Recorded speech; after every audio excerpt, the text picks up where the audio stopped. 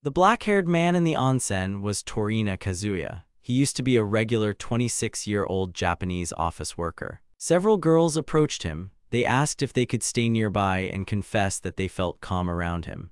The bunny girl hugged Kazuya's arm and declared that she wanted to be his wife. The other girls cried and thanked him. Kazuya thought he had managed to win them over and couldn't understand how an ordinary person like him ended up in such a situation. It all started with a task from the goddess Naru. Naru created this world and maintained the balance of magical energy. If the circulation of magic was disrupted, the world would face catastrophes. Kazuya had to build a dungeon to create a new magical flow and maintain the world's balance. 3 magic stones became the core of the dungeon. The goddess gave him the ageless body of an 18-year-old youth and useful abilities. He began building the dungeon and learned that he needed dungeon points for development. Points could be spent on summoning monsters, buying land, food, furniture, and maintaining the dungeon. After the first construction, Kazuya only had 120 points left, and he realized that at this rate, he would quickly go bankrupt. He asked how to get more points. It turned out that the dungeon had to attract an external flow of magic and convert it into points. He was also told that creatures linked to the dungeon could die under certain conditions or live for several years. After that, the girl wished him luck and disappeared. Kazuya pondered that building an entire city underground might be easier than forcing people to live in a dangerous dungeon. To start, he decided to defend against intruders and collect points, so he made the summoned monsters train rigorously. Kazuya taught the monsters basic skills, understanding that physical strength alone was not enough given their low intelligence. In a few days, the slime leveled up from 11 to 16 and became a strategist, while the goblin grew from level 9 to 15 and became a soldier. Suddenly, a scream from afar pleaded for them to stop. 2 girls tried to escape, but one of them was grabbed by the leg and dragged back. One of the men noticed a magical flow from underground and decided to use the 2 slave girls for his plan. The slime detected 5 intruders in the dungeon territory and ran to report to Kazuya. Kazuya informed the goblins that 3 intruders were about to fight them. He showed the enemy's data: the former noble Kasu Rantwell, level 32 with magic, the commoner Mob, level 44 with a special hero skill, and the commoner Lei, level 42 with no special abilities. Kazuya then saw the slave girl's data: the former 3rd princess Elsa Lao Rachuru, level 6 with leadership, magic, and restoration skills, and the rabbit human Oriel, level 54, who was the princess's former maid. Kazuya divided his objectives: the 3 men were to be eliminated and the girls rescued. He assigned the first squad's G platoon to protect the slave girls. Kazuya announced the start of the operation and sent the slimes and goblins into battle. He decided this was a good chance to show the arrogant invaders the dungeon's power. At that moment, the men threw the girls directly at the monsters. One of the men declared that the girls should be happy for the chance to be with the goblins. Kazuya then realized the situation was worse than it seemed. The men knew one of the girls was a princess but hadn't returned her to the castle. This meant they weren't her allies, so Kazuya ordered the plan to commence. The goblins surrounded the invaders. One of the men became nervous as he had only expected a couple of monsters, while the former nobleman requested 20 seconds for a spell. While the mage was chanting the spell, a hatch opened above them and slimes fell directly onto their heads. Kazuya ordered the G platoon's 2nd squad to take the girls to base and the rest to continue the operation. Elsa Lao Rachuru was the 3rd princess of the Rachuru kingdom. From childhood, she was taught to lead people and to believe that her kingdom should bring peace to the land. Elsa always wanted to help her people. Oriel explained to her that her kind heart was being used to gain people's trust, and that's when the princess realized her true purpose. One day, while healing people, the goddess Lirishu appeared before Elsa. She said she had been observing her efforts and granted her the skills, restoration, and talented mage. After this, Elsa began healing people and gained a reputation as a holy maiden. For the sake of the kingdom, she decided to fight even harder. But this didn't last long. One day, they arrived at a village in an enemy kingdom. Elsa was told that as a holy maiden, she could heal people, but they would not interfere with the village's affairs. Upon seeing the burned village, Elsa began searching for survivors. The knights informed her that, by her command, the residents had been sacrificed to prevent war and the village itself would become neutral territory. The knights praised Elsa as a future great leader. The girl realized with horror that everything had happened because of her order, and Oriel merely apologized to her, and that they had been used as a convenient excuse to seize a village belonging to another kingdom. Elsa trembled and came to the realization that if they hadn't come there, the village would have remained intact. She didn't finish her sentence and screamed. A giant doll tried to calm her down. War broke out between the two kingdoms. Oriel claimed it wasn't the princess's fault, but it was she who ultimately caused this war. Lao saw a burning flag. After that, the carriage overturned. The rabbit girl asked Elsa if she was hurt, then added that things weren't looking good for them, and it was truly a shame. At that moment, the noblewoman noticed her maid had a dislocated leg. She decided to heal her, but as soon as she tried to stand, she immediately fell off a cliff. There, 3 men found them and subsequently enslaved the girls. Elsa thought that perhaps this was what she deserved. Yuki knocked, then passed through the door and saw the 2 girls sitting, embracing each other. While the princess exclaimed what all this meant, her maid asked her to calm down. At that moment, the pain in her leg flared up again, which made Elsa worry about her. The transmigrator asked them to listen to him and said he could heal both of them, but he wanted them to follow him. If they refused, he wouldn't force them to be his slaves. Kazuya wanted the girls to be allies he could trust, not slaves. Elsa demanded he heal Oriel first, and Kazuya asked her to promise that she wouldn't attack him after the healing. Elsa immediately promised, but Kazuya said that words alone weren't enough. He demanded they establish protection. Kazuya explained that this skill would limit dangerous actions and prohibit harming others.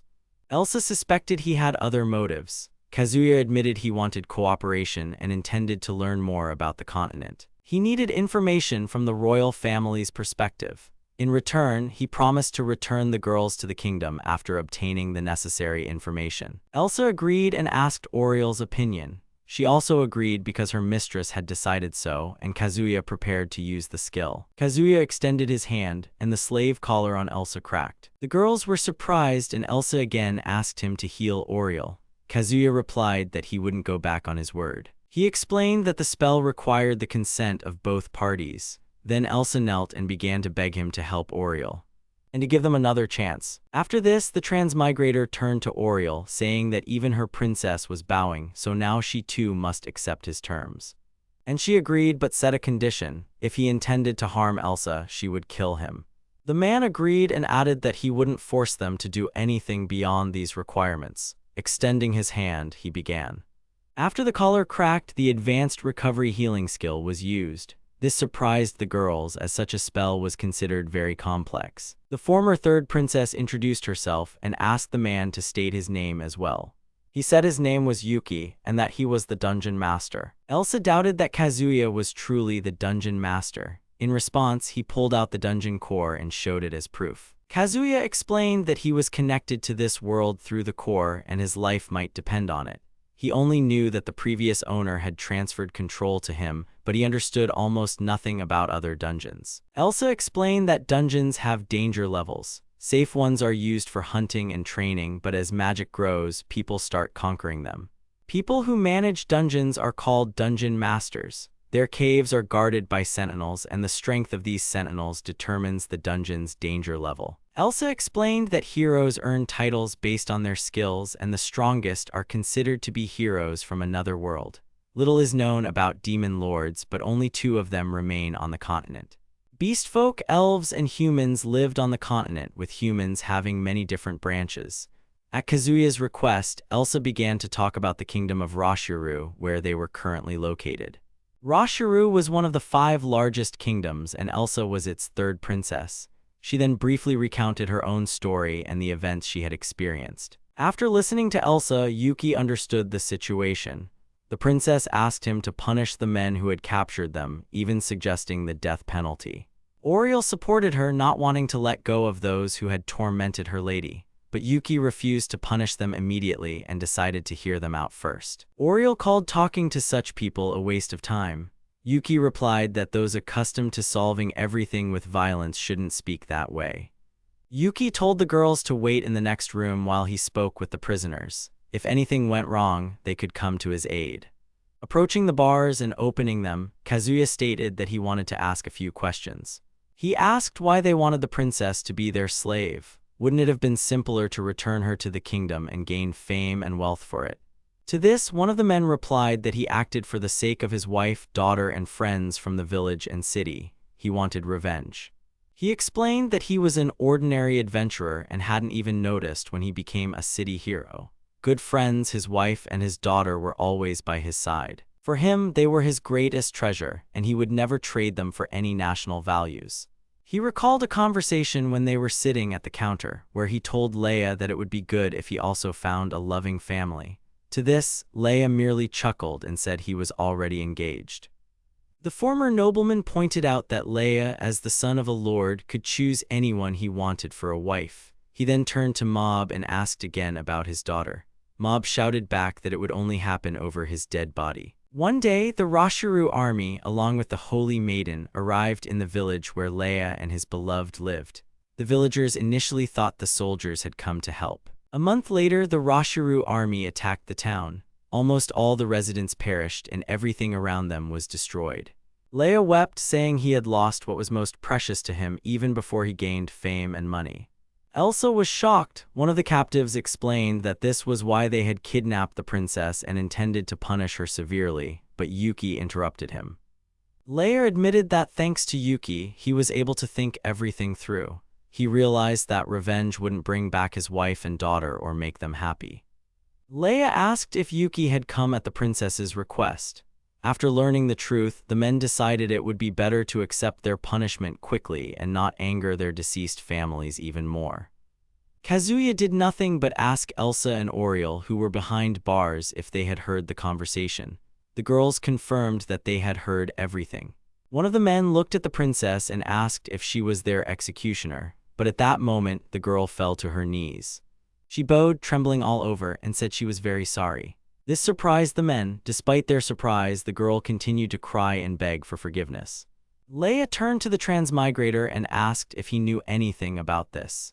Kazuya replied that he wasn't sure if what he was told was true, but he relayed everything he had previously heard from Elsa. The men listened in silence. Then one of them knelt before the girl and asked her to stand up.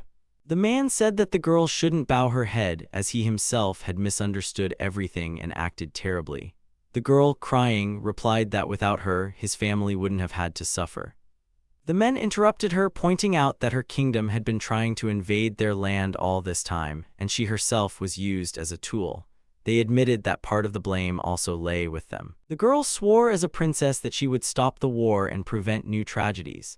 After this, the two girls decided to leave, and the dungeon master asked Mob and his comrades to look after them and buy the necessary items. They agreed and decided to become the transmigrators' protectors. By the fountain, the former offenders said goodbye to the girls. The princess thanked them and expressed hope for a new meeting, and they replied that they would see each other again in the dungeon.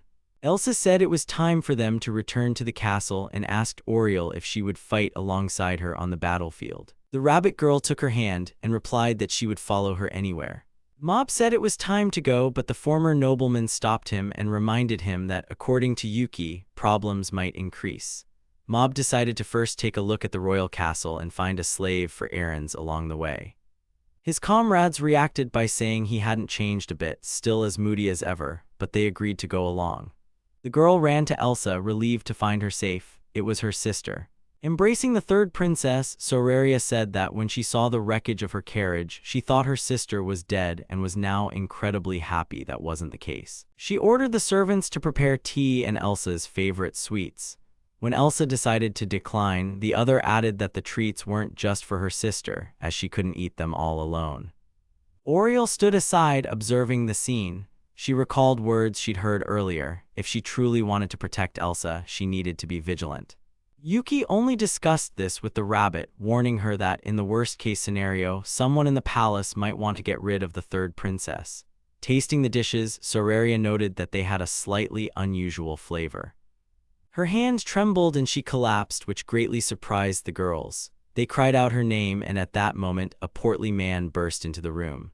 Soraria lay on the floor, breathing heavily. Prime Minister Roval, who entered with the guards, declared it was too late. Soraria had been harmed by imposters posing as her sister. Elsa called out to her sister, but Oriel tried to calm her, saying that with her healing magic it could still be fixed. As Elsa reached out to her gasping sister, the minister shouted that she was trying to kill Soraria and ordered the guards to immediately seize the false princess.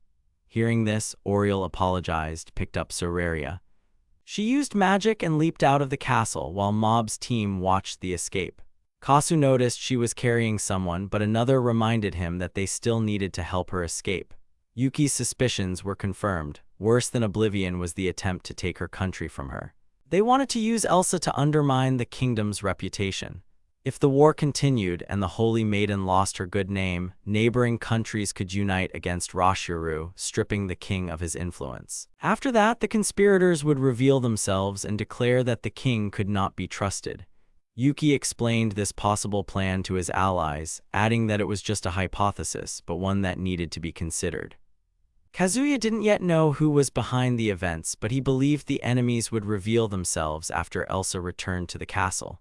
They would think the Holy Maiden was dead, but she would turn out to be alive, and then their plan would begin to crumble. Kasu remarked that Yuki could have saved the princess himself if he understood the situation so well.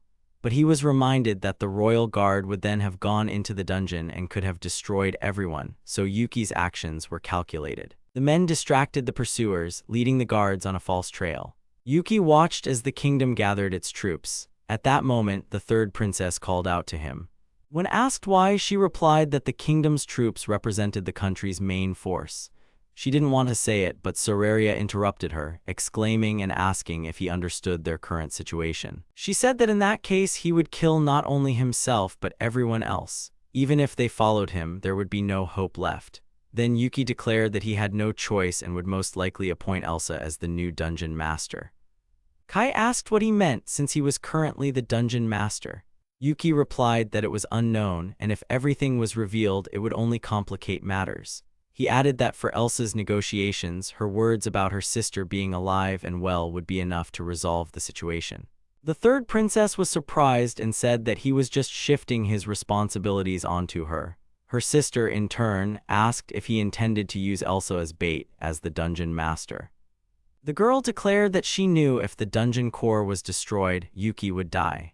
If Elsa died because of him, she would spread this truth throughout the kingdom and personally kill Yuki and Roval. While Soraria glared at him, Yuki laughed. He then explained that he had only told Elsa about his death for show. Yuki pulled out the dungeon core and admitted that the dungeon wouldn't survive without it. However, he had a backup plan and a pre-prepared escape route, which surprised the girls. The knights watched as Elsa introduced herself. Elsa asked everyone to listen to her. She stated that the poisoning was a misunderstanding, her sister was alive, and the entire situation had been orchestrated to eliminate members of the royal family. Royal Guard Captain Alex Lester listened to the girls but noted that there was no proof yet of their royal lineage. He stated that a final decision would be made after verification. The girl emphasized that she would be grateful and demanded that he order the soldiers to retreat immediately, but they continued to move towards the location of the plaque. Observing the situation, Kai remarked that Alex was a stubborn fool. She then turned to Yuki, asking about his next moves. This entire dungeon only had recently constructed levels. They needed to hurry and hide, but at that moment, the soldiers began to fall. Yuki noted that even after he clearly outlined the rules on the plaque at the entrance, they still didn't follow them. The plaque stated that they should move cautiously in groups of 6. Soraria grabbed the transmigrator by the collar and declared that luring people into such traps was despicable. She decided to ask how low he was capable of stooping. After he questioned the meaning of what she said, Soraria clarified that she was asking him to at least fight openly. Hearing this, Yuki asked Oriel if similar traps existed in other dungeons. He was told that they indeed did.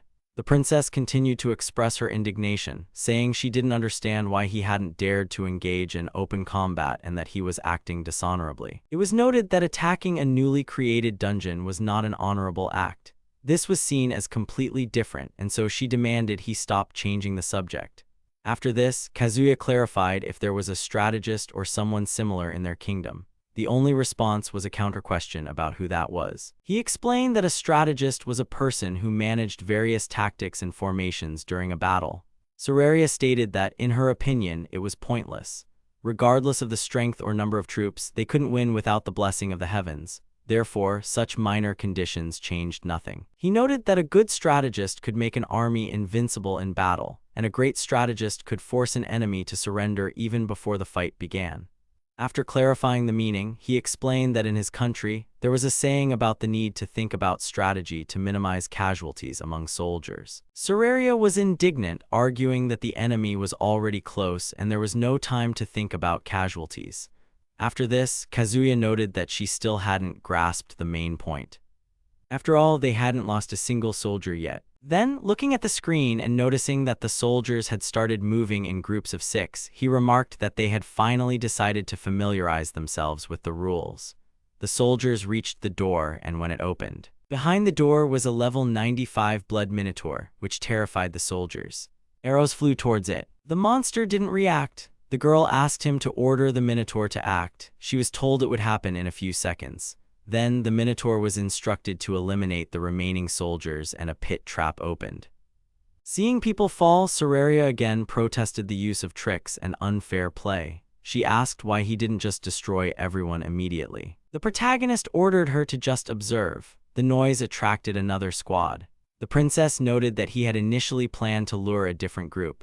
In response, he explained that if he fought the first group, the others would simply leave, and his goal was to force everyone to surrender. Elsa asked how he could make them surrender, as there were still 1,000 soldiers left.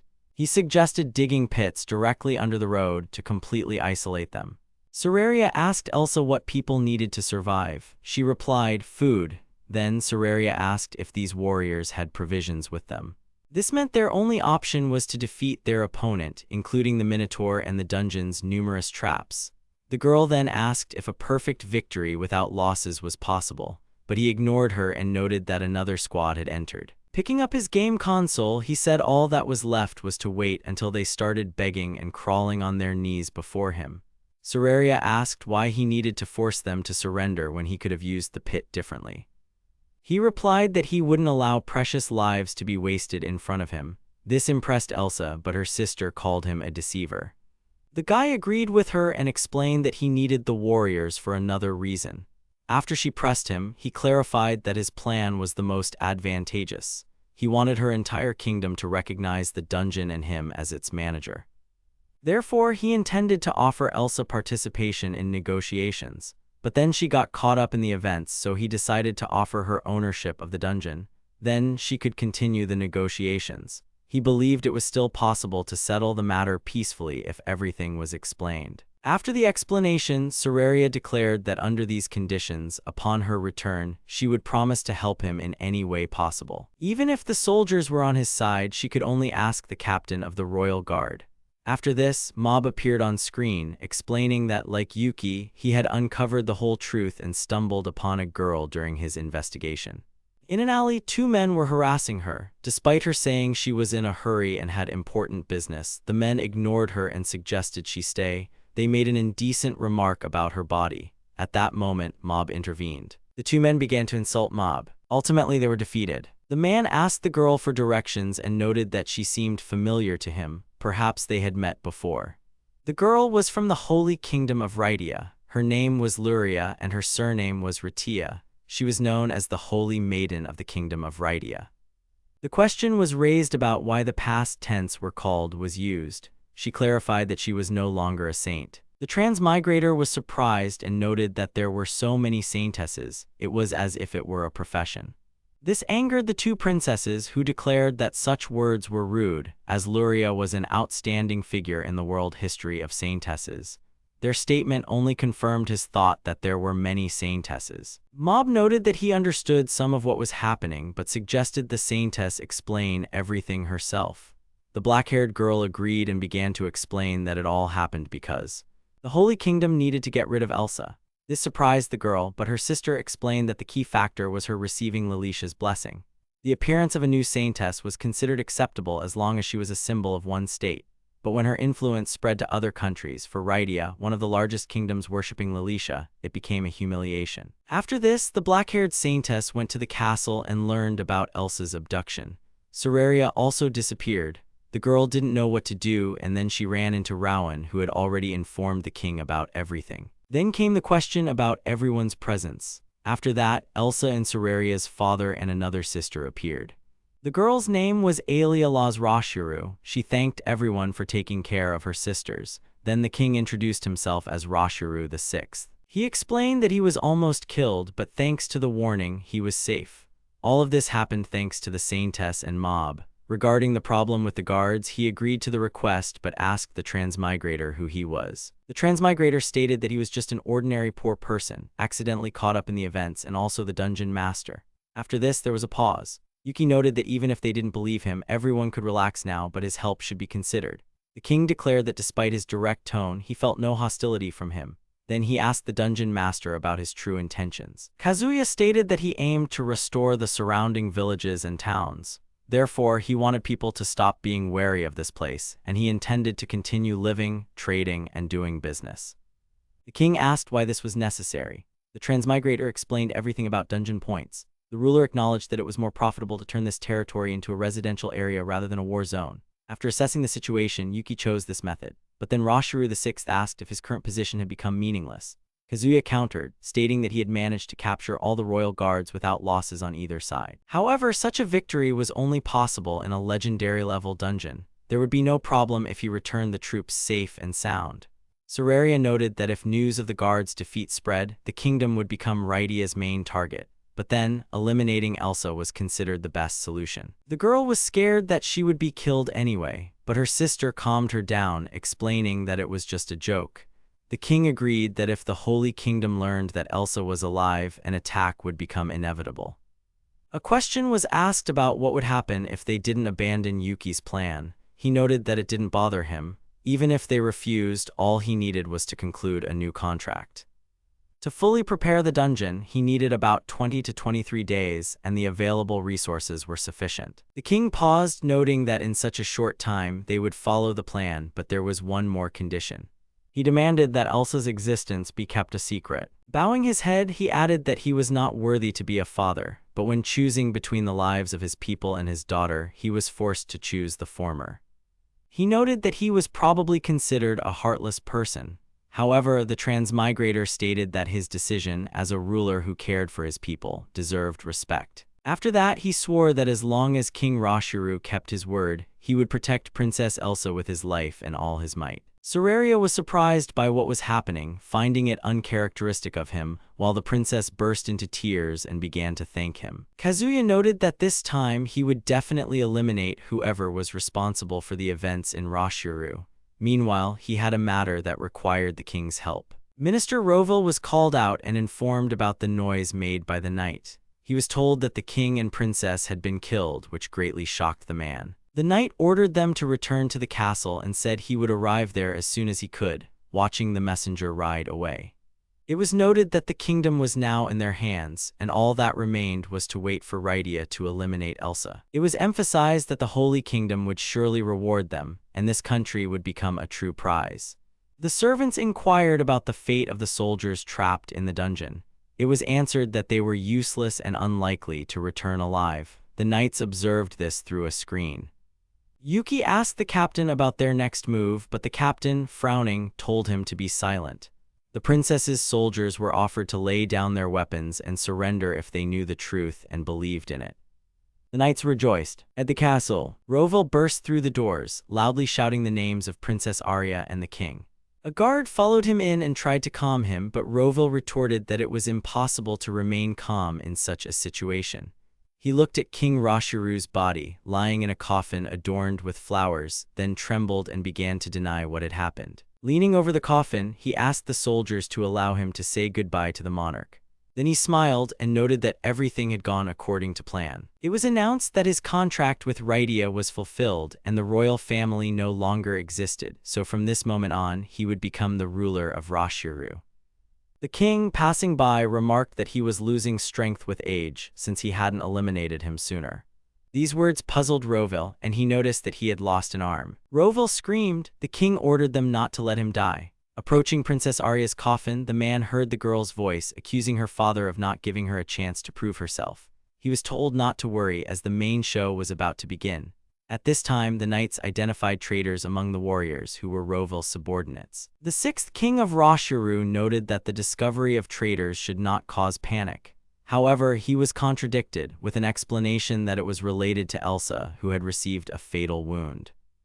A knight rode on horseback while the Saintess of Rydia watched him. When he stopped, the young woman rushed to Soraria, who then addressed Luria.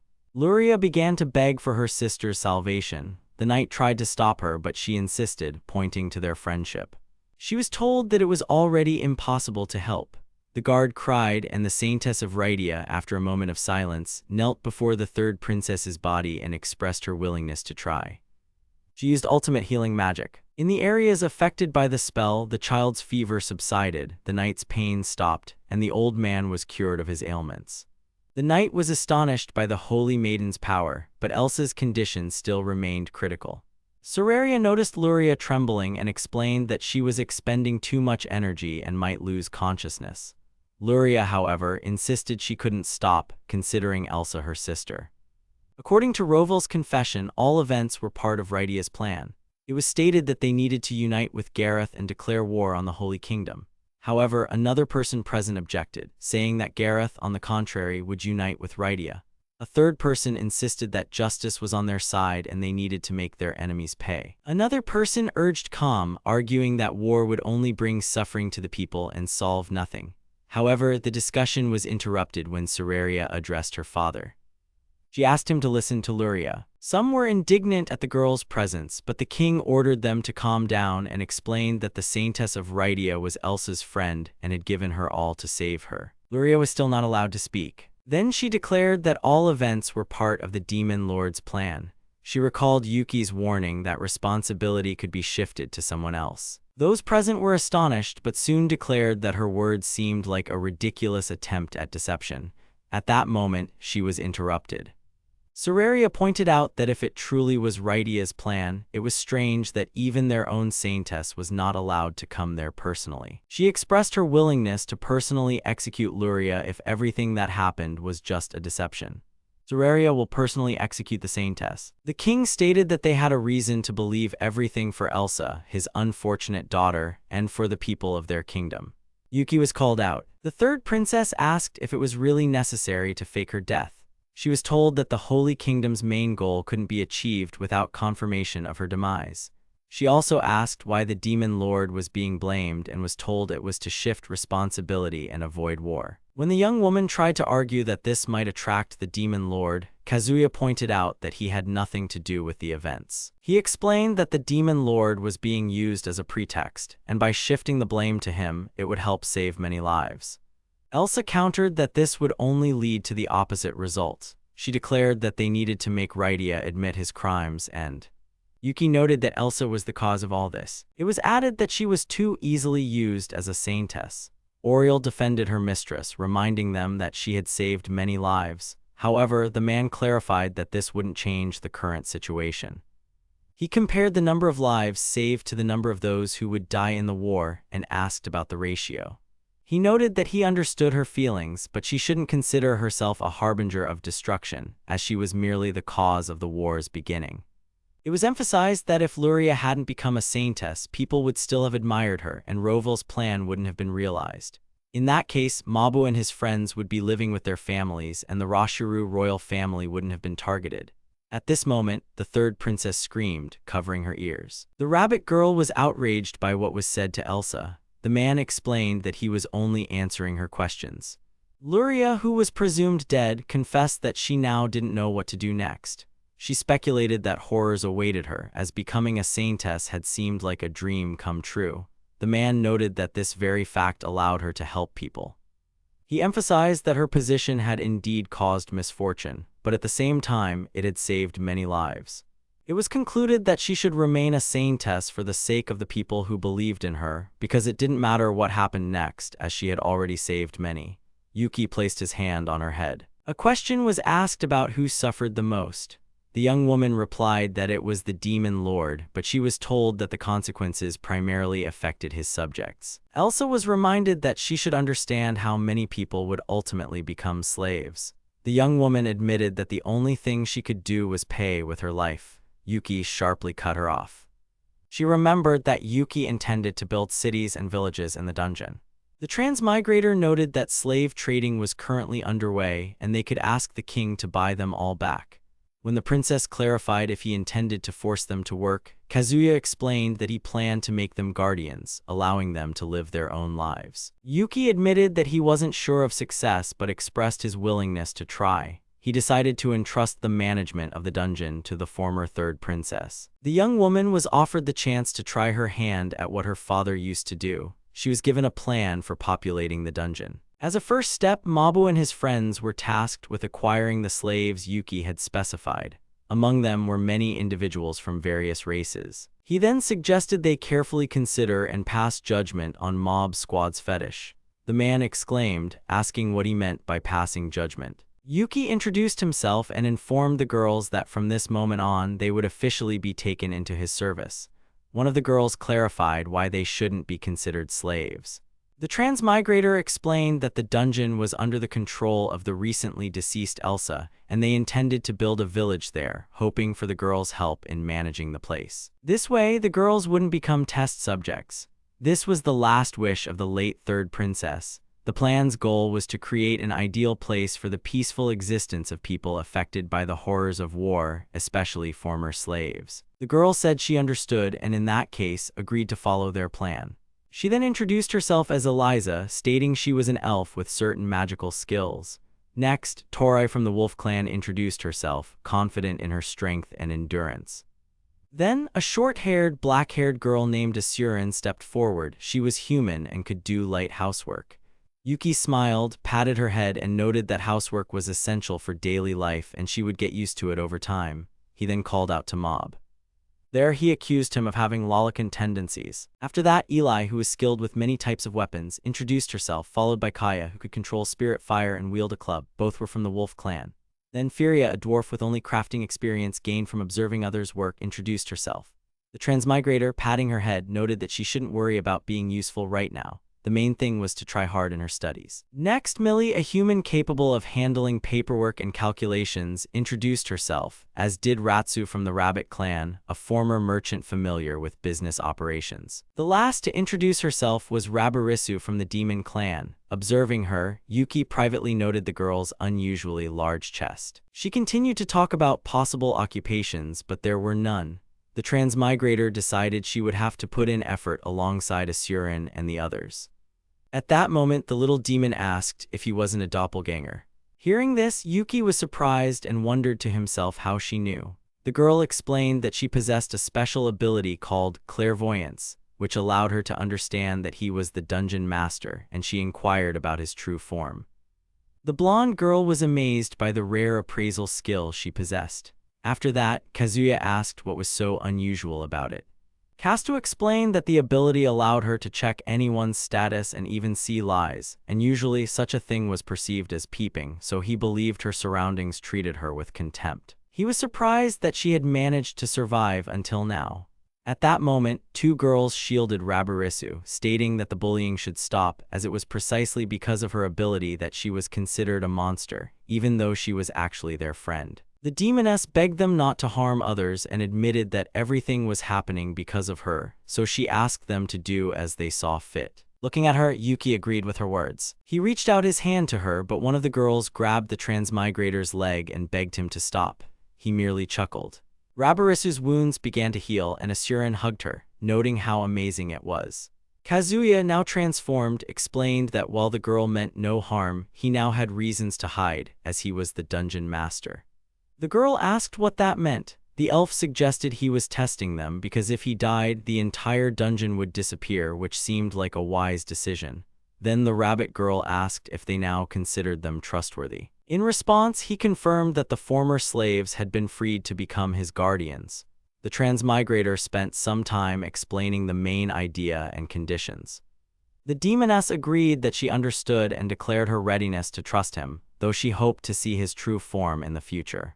The slave collars were destroyed and the girls were truly free. Their lives were changing and they decided to rely on the dungeon master. They asked how they should build the village and where they would live. The transmigrator nodded and clarified that he intended to explain it in more detail. He then created an entire building which astonished the former slaves, and they acknowledged that this was the power of the dungeon master, capable of easing people's labor. Approaching the building, he asked them to remove their shoes and leave them at the entrance, explaining that it was a tradition from his homeland. The girls walked down the corridor. Yuki asked if they wanted to enjoy a hot bath before he explained everything. They asked if he meant a well and why he was talking about it. He then clarified if they even knew the concept of a bath. The black-haired girl noted that such a thing was only available to nobility and royalty and was surprised he had one. He explained that he possessed something even rarer. It turned out to be an open-air hot spring. A small towel was for washing off soap and a large one was for drying the body. He asked if they knew about shampoo and conditioner, but they replied no. Turning around and noticing that the girls had undressed, he blushed and said it wasn't necessary as he had called them to be guardians. However, Ratsu, hugging him, reminded him that they were still his slaves. She suggested they consider it gratitude and asked to bathe together. He explained the order: first, use shampoo. The girls were surprised that hot water came from a strange stick. Yuki continued to instruct that after rinsing the body, they should lather it with a small towel and rinse thoroughly, but not use soap on their heads. He reminded Isurin not to forget to wash the soap behind her ears and Furia to wash her feet. He told Rabarisu that her chest should also be thoroughly washed. The girl complained about their heaviness. She asked Kazuya to help her with it. As he washed her chest, he wondered what it all meant, perceiving the situation as a kind of reward. Internally, he felt unusually elevated. Shampoo was for washing the hair and conditioner was used to soften and nourish it. The girl's hair became soft and smelled pleasant. One even suggested selling the products in a shop. Yuki announced that it was time for an open-air bath, which would be the main attraction. Seeing the girls run towards the spring, he warned them to enter slowly because the water was hot. As he lowered himself into the water, he let out a sigh of relief. The girls shared their impressions, noting how pleasant and surprising it felt. The transmigrator thought that such things were unusual for this world and decided to put in more effort. Everyone sat at a table laden with many dishes. The girls wondered if they could eat all of it and if he was really treating them to such expensive delicacies. He replied that it was normal for him. The rabbit girl hugged his arm and swore to be his slave forever. Yuki told her it was enough to just sit still and eat. The elf noted that the food was delicious and admitted she had never seen such exquisite dishes. Eli praised the rice, while Kaya remarked that the salad looked like a work of art. The transmigrator concluded that the girls were tired and promised to explain their duties tomorrow. He asked where he was going, to which the girls replied that they wanted to go with him. Eliza added that they wouldn't mind if he wanted to spend the night with someone. Footsteps echoed down the corridor. Rabarisu asked why he called himself Yuki if his name was Kazuya. In response, he asked her to keep it a secret and not say it out loud. When the girl clarified what he meant, he explained that he had secrets that needed to be hidden from others. Isurin squeezed the transmigrator's hand and trembled, which prompted him to ask why. She confessed that she needed to use the restroom and asked if she could do it right there or if she should go outside. Yuki asked her to hold on a little longer. He pointed to the toilet and told her to use it, but the girl sat down facing the wrong way. So the guy had to turn her around. The girl noted that she couldn't relieve herself while he was watching. The demoness watched and asked him to stop such strange behavior. Blushing, the guy exclaimed that she was mistaken and saying dirty things. At the table, Kazuya announced that regarding dungeon management, he wanted to transfer his master's powers to them so they could build a completely new dungeon. The girls were surprised and asked if that meant he was allowing them to become masters. They asked if this meant he was allowing them to become dungeon masters. The transmigrator replied that while it wasn't full control, if he were to die for some reason while performing the correct actions, they would be able to take full ownership. This was a form of insurance. To start, he wanted everyone to hear about his circumstances as the dungeon owner. As Ratsu wrote on the paper, she said it was definitely deceptive, and just imagining being chosen for this, she'd rather invade the outside world if she were Yuki. Kazuya mentioned that he was going to try and spend the points earned in the dungeon to return home. The bunny girl asked about the dungeon's monthly income and if it was worth spending 2,000 points on a hotel if they planned to build a village and a city too, but she was told not to worry, as he still had 44,000 points left. This surprised the girls and made them wonder where such a large amount came from. Then Yuki introduced Elsa and her maid, Oriel. Ratsu realized that these two were the reason for the extra food portions in recent days. For their current situation, Yuki made an even more devastating announcement, but the amount of dungeon points was the result of all this, not to mention the support they received from the kingdom. So they just had to act. That's what the transmigrator meant. One of the former slaves asked why he was revealing the truth about the third princess's fake death to them. The answer was that Elsa also needed to know about the plan, and it could be said that it was for her sake. Besides, he had a long-term goal in mind. A scream rang out that she wouldn't accept it. A glass flew towards the former saint. Millie threw it and asked why he was hiding this woman. Everyone knew about her, as they could continue to speak to her respectfully. Everything happened because of her. Because of this foolish holy maiden, they were made slaves and the lives of villages were taken. The amount of blood on her hands was immense, had they forgotten about it. The black-haired girl exclaimed that she wanted her family back, and the villagers too. The long-haired girl from the wolf clan also started blaming Elsa and, clenching her fist, declared that she would kill her. Millie screamed that she would kill her just like her brother was killed. At that moment, Mob grabbed her from behind. The girl started struggling and asking to be let go, also wondering why he hadn't killed her when they first met. If she had died then, everything would be fine now, wouldn't it? At that moment, an apology was heard. The princess admitted that everything happened because of her foolishness. The black-haired girl told her to shut up, not to start apologizing. Then she trembled, and tears fell to the floor. Because nothing could be changed anymore. She uttered these words, shaking and crying. Then Ratsu apologized and suggested postponing the conversation until tomorrow, admitting that she was in a pretty bad mood right now. Meanwhile, Eliza comforted the crying Millie. Uriel addressed Elsa. Just then, two girls ran up to them and thanked the princess for her help. They explained that the saint might not remember, but when a soldier's arm was injured, Elsa unexpectedly came over and healed him. The girls added that Millie still didn't understand a lot of things, but she knew that Elsa wasn't a bad person at all. And the fact that they were alive now was thanks to her. Hearing this, the former third princess blushed. She then hugged the girls, teared up, apologized, and thanked them. Asurin, holding a tray with a cup of food, a spork, and 2 onigiri, said that Yuki had recently taught her how to make this dish and offered it to Millie, adding that it was delicious. The other girl also offered food, but to Eliza, next to whom the transmigrator stood, with Rabarisu perched on his shoulders. Asurin told Millie to cheer up, which made Millie smile, thank her, and accept the food. Yuki looked around and asked where Ratsu was. He was told that she had mentioned wanting to bathe in the hot spring. The girls still hoped he would join them and tried to persuade him. Kazuya then entered the bathhouse, holding 3 girls by the hand. The rabbit girl, noticing the man, asked if he accidentally wanted to go with her. He replied that it was the men's side. After that, she blushed and admitted that, as expected, even she felt confused after yesterday. In her hands was a small wooden rabbit toy, which prompted a question. The girl looked at it and handed the toy to Asurin, for which the little girl thanked her. Splashing water on her face, she confessed that she wanted to and was embarrassed, but even she found it unpleasant that Elsa had joined their plan. Although she had made this toy, it had previously belonged to someone else and her ownership had lasted only 3 short days. Once in Ratsu's village, she was sitting on a tree stump carving a rabbit, while a little girl hid behind a tree. The beast person turned around and noticed the observer, and the child asked about the rabbit. Seeing her radiant smile, Ratsu gave her the freshly made figurine which she had intended to sell. After that, they did many things together, talked, played.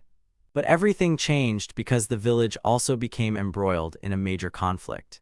And if they had just a little more time, just a tiny bit, they could have escaped, but the girl dropped the rabbit and let go of her hand. To pick it up, several arrows pierced her. Ratsu believed that everything happened because she kept carving those rabbits. Losing hope, she was captured and sold into slavery, which led to her first meeting with Kazuya. Covering her face with her hands, Ratsu wondered if that girl regretted getting the rabbit, and if she even knew her at all. He then pointed at the girls and said that 4 of them were currently enjoying the rabbit. Whether that number increased or not would depend entirely on her, so she really needed to put in the effort. After all, the transmigrator wanted a significant amount of special goods. The rabbit girl noted that he wasn't hiding his intentions at all. The man asked Rabarisu if she really wanted to help set up the traps, and the girl replied that she would have to think about it. He wondered if she knew how to write. The girl admitted she didn't, as not many people nearby possessed that skill. He then asked if Asurin and her peers knew how, since common folk rarely used writing.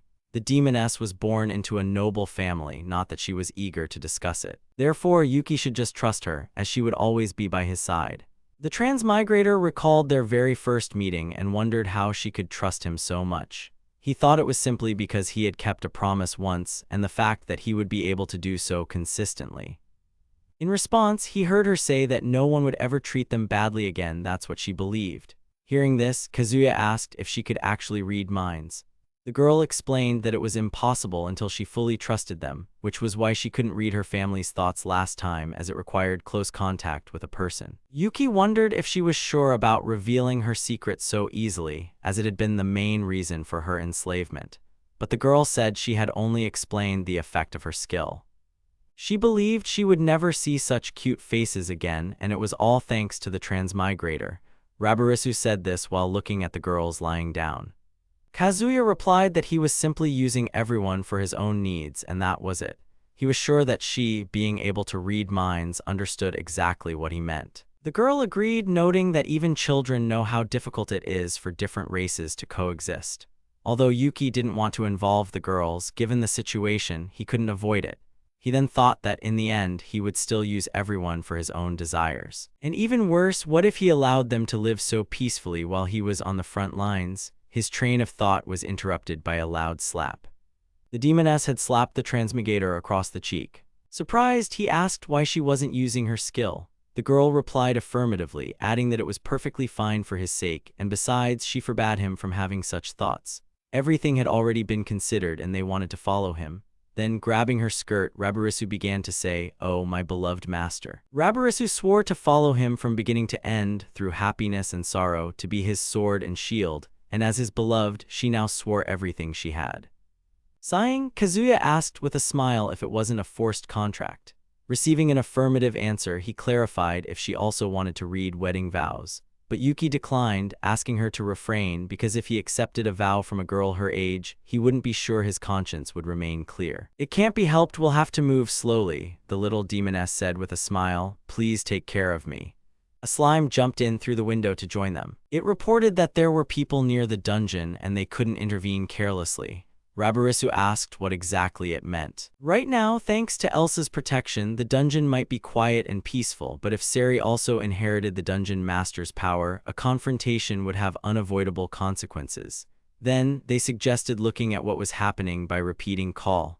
The girl repeated it. A screen appeared before them, displaying their comrades. Ratsu asked how this was possible and was told it was a skill that allowed easy communication with anyone. Yuki then explained that a group of men was hunting a girl in the dungeon, and he needed their support in deciding what to do next.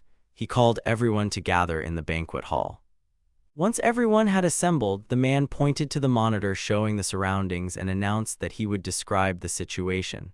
Looking at the image, Ratsu noted that she seemed to understand what was shown, but it was still complicated. She was asked to hold her question for now. The girl then realized they couldn't intervene recklessly. Even if they acted on their own, they wouldn't be able to hold off the enemies. However, the little girl could reach the dungeon by herself. The former nobleman Kasu asked if there was a way to contact her. He was told that was a good question, as their scout should have already made contact with her. The scout turned out to be Luria, who was being chased by her own guards. This girl was the former saint of Rydia, and now that she was being pursued by knights from the Holy Kingdom, it was clear she had become an obstacle to them. They then decided to try and catch the pursuers using slime. Yuki managed to contact Luria and explained how they would communicate. When the former saint recognized him, he informed her that he intended to guide her to the dungeon. Millie asked what all this meant, as their true goal was the third princess. She received a negative answer, as everything happening was only intended to destabilize the country. The elf said she understood. Luria was an obstacle to supporting the current saint because she possessed power that surpassed even Elsa. The fleeing saint agreed with this and noted Eliza's perceptiveness. A cry rang out about the need to kill her so that Aster would become the sole saint. Luria asked how much further and heard the answer, 57 steps. She then asked how they knew her exact location. Reaching the entrance, the girl noticed a sign that read there was no one there, and if injured, one could leave a letter, preferably on paper, but wooden tablets were also acceptable. The slime advised the girl to hurry and enter. Behind the heavily breathing Luria, a shout was heard, announcing her discovery. Arrows pierced the former saint. Elsa was indignant and demanded an explanation for why Owen had put up such a strange sign. She was interrupted, being told she'd better keep quiet if she didn't understand anything, as Yuki wouldn't do anything unnecessary. Ratsu noted that Elsa was too naive, so it was no surprise she was taken advantage of. She suggested asking the knightess's opinion. Oriel, looking at her mistress and then closing her eyes, said that, in her opinion, he did it intentionally, specifically allowing her to be wounded. The former third princess was indignant and asked what the meaning of all this was. She was told that the meaning lay in the girl's appearance, as that was the purpose of the sign. Anyone who saw her would lose the ability to make rational decisions, and the girl standing before them was proof of that. It was suggested that they take Luria instead of getting angry, as she was already in the dungeon. Elsa turned to leave, but a maid stopped her, explaining that if she went now, she would ruin Yuki's plan. The wounded saint was inside, and soldiers gathered around the entrance and the sign. They decided that the monsters and traps in the dungeon had probably already been dealt with, even though they didn't have a map. They then added that they would deal with the girl before she went deeper. Elsa turned again, saying that, as expected, she had to go. However, Rabarisu called her foolish and explained that it was precisely because of Luria's injury that the knight's next actions could be predicted. 2 were left at the entrance, and the rest were sent inside to find and finish off the girl. According to the plan, the former saint was intentionally made to suffer an injury which forced most of the soldiers into the dungeon. This was achieved thanks to the placement of that very sign. Yuki then added that if they had followed the proposed plan, they wouldn't have gotten any information. Calling data useless is selfish, because even what seems unnecessary can be useful if used correctly. He also noted that he didn't want Luria to die either. If her life was threatened, he would save her. Elsa tried to object, but she was interrupted quite sharply. It was then noted that she should put herself in his shoes rather than attack him. From the very beginning, Yuki had no intention of letting her die, and if he had thought the arrows could kill, he would have intervened without fail. Oriel, standing before the princess, said she understood her anger, but Luria was like an older sister to her. Therefore, bowing, the girl asked for her forgiveness. Millie noted that even now, everything happening was connected to Elsa accepting the title of saint. At that moment, the door opened. Luria entered with a darkened face, addressed Elsa, saying she wasn't to blame, and collapsed to the floor. The princess rushed to her. Yuki said that if she wasn't going to do anything, she'd better step aside. In response, he was told not to tell her what to do, and she pulled the arrow from the body. She then used advanced healing. When Luria regained consciousness, she immediately thanked the girl who had healed her and, taking her hands, said that she had done nothing wrong, for she had undoubtedly saved her life. Kazuya drew attention to himself and, apologizing for the interruption, asked how she would deal with her pursuers. The former saint asked if they were still hunting her. She was told that most of the pursuers in the dungeon had fallen into a pit, and the remaining ones were carried out by slimes, just like Mob's group. The number of remaining pursuers was 0. The girl thanked them for saving her. At the table with the girls, Yuki wanted to hear their opinion regarding Luria before making a decision. Ratsu then asked him what he wanted. He replied that this time he wanted everyone to participate in the discussion, so he decided to listen to each person. The girl objected, saying that they might make a decision Kazuya wouldn't like. Hearing this, he asked if they truly believed all his decisions were always flawless. He noted that he was human too and could make mistakes, so he asked for their help. He asked them to help him, and if he was wrong, he wanted them to stop him by any means necessary. Luria noted that his approach wasn't suitable for a ruler and reminded him that the dungeon master should be considered a kind of king. Noki countered that a ruler wasn't needed, but rather a representative for the country. The former saint disagreed, explaining that a king is a symbol the country needs. In response, she was asked if her title as a saint, which caused people to fight, was also a symbol. She realized that their goal wasn't the title everyone cherished. The girl agreed, adding that both a king and a saint are symbols of the country, and that's how it should be. Then, a question was posed about how their states were formed. Regarding Rydia, legends claim that the first saint brought salvation to poor people who later formed the state. And in Rashiru's case, it was said that an adventurer arrived in the devastated lands, defeated a tyrant, and founded the country. Yuki noted that both founders were also ordinary people, not nobility. So why did they decide to help? They communicated, observed, and understood. Therefore, he bowed his head to these girls as they knew more about the world than he did. He decided they were worthy of being representatives of the dungeon. The saint noted that by his logic, everyone involved should be educated.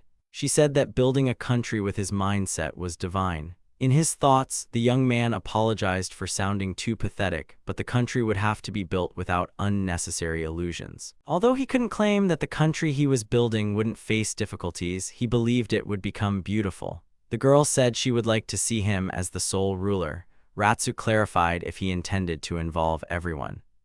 From that moment on, he handed over the management of the dungeon to them.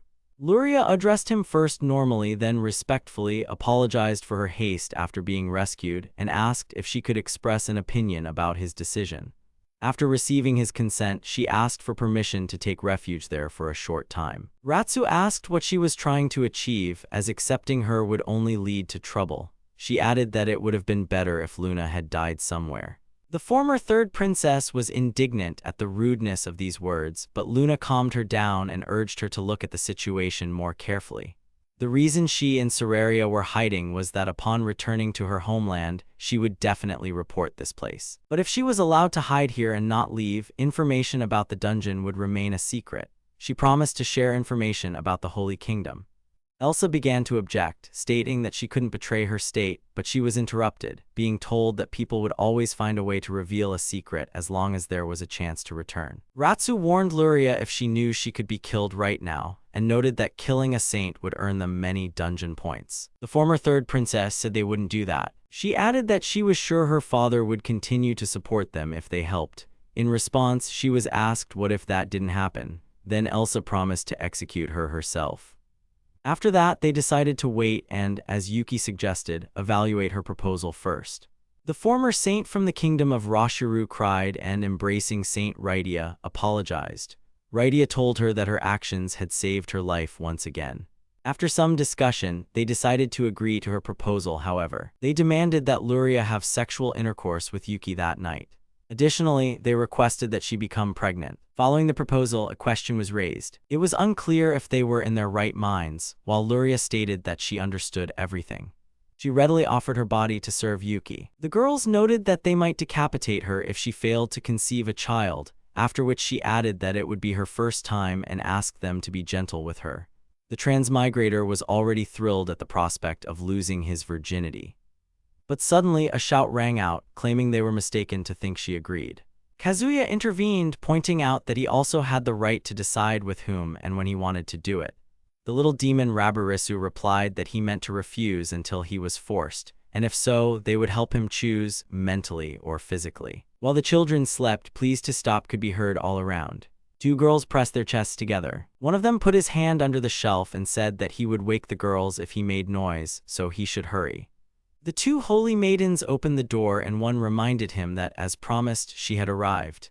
Their lawyer called the moment opportune and asked for help. Seeing her, Ratsu noted that she had indeed appeared. Luria explained that she was only there to fulfill her promise and had no intention of helping. Rabarisu shook her hand and remarked that it was good she believed in her, and was also confident in their future agreement. The transmigrator, observing this, pointed at them and asked if they were exchanging something. He was told that it was simply a display of female affection, and they added that he would get along with her too. After that, the man turned to the former saint and said that she had something to tell him, so it would be best to discuss it now. Luria asked about Yuki's plan, reminding him that he had proposed democracy. Yuki then asked if she knew more about it. The girl explained that Rydia had once used a similar method. After the leaders died, the population revolted, which was soon suppressed. She expressed the opinion that democracy was not suitable for villages and cities. The man agreed that under normal circumstances this would lead to failure, but he emphasized that he wanted to develop the village in precisely that direction. He was told it would end in failure, but he noted that the current circumstances were different. He explained that the local residents hated the current system, so it would be better for them to choose a different path. Moreover, in his opinion, they didn't fully understand democracy. He chose it because even after his death, they would be able to be self-sufficient. Elsa asked if he had managed to implement democracy, and he admitted that he hadn't, having failed about 9 times already. He was told that if people were informed of the impossibility, they still wouldn't stop, just like their ancestors who continued to fight until kingdoms emerged. Luria admitted that she still had a lot to learn and promised to fully assist Yuki from now on. Another girl asked him not to forget about her either. Then the man suggested they go back to sleep, but they refused, reminding him that preparations were not yet complete. The transmigrator asked what exactly they meant. He explained that in his homeland there was a custom to remain a virgin until the age of 30. The little demon told him to stop resisting and making excuses. He then turned to Luria, asking for her help. When the sun rose, a new day began. Yuki once again gathered everyone at the table, stood before the board, and announced that they needed to discuss the overall management of the dungeon. Although they should do this together, he would take the lead until they got used to it. To start, he suggested they divide into teams and voice ideas for improving the future village and city. Labrise's team proposed building a spacious square for games, fields for crops, and a forge for creating items. Rabarisu reminded them of the need for living quarters. The transmigrator wrote everything on the board and noted that if they didn't speak up now, it would be harder to build later, as people would be living there. Ratsu pointed out that this was precisely what was meant by exchanging opinions. Together, they could identify gaps in the discussion.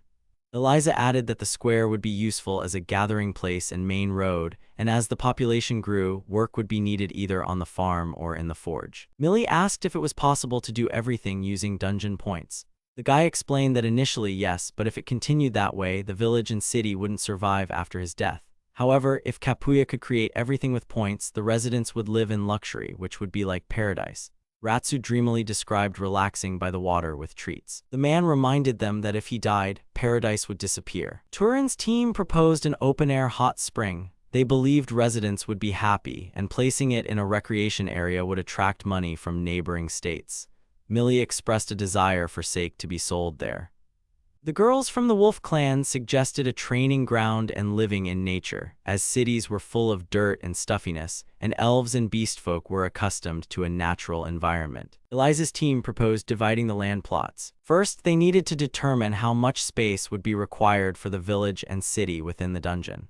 They also had to consider the number of immigrants from Rashuru, as the population size was a significant factor. Ratsu suggested that slaves should be hired and paid, incentivizing them to earn their freedom. She added that a dungeon point shop should be opened where anything could be purchased. Slaves should be appointed to manage it, but funding from the kingdoms would be necessary. Millie proposed creating a conference room. She also noted that the results of their discussions should be disclosed to the public.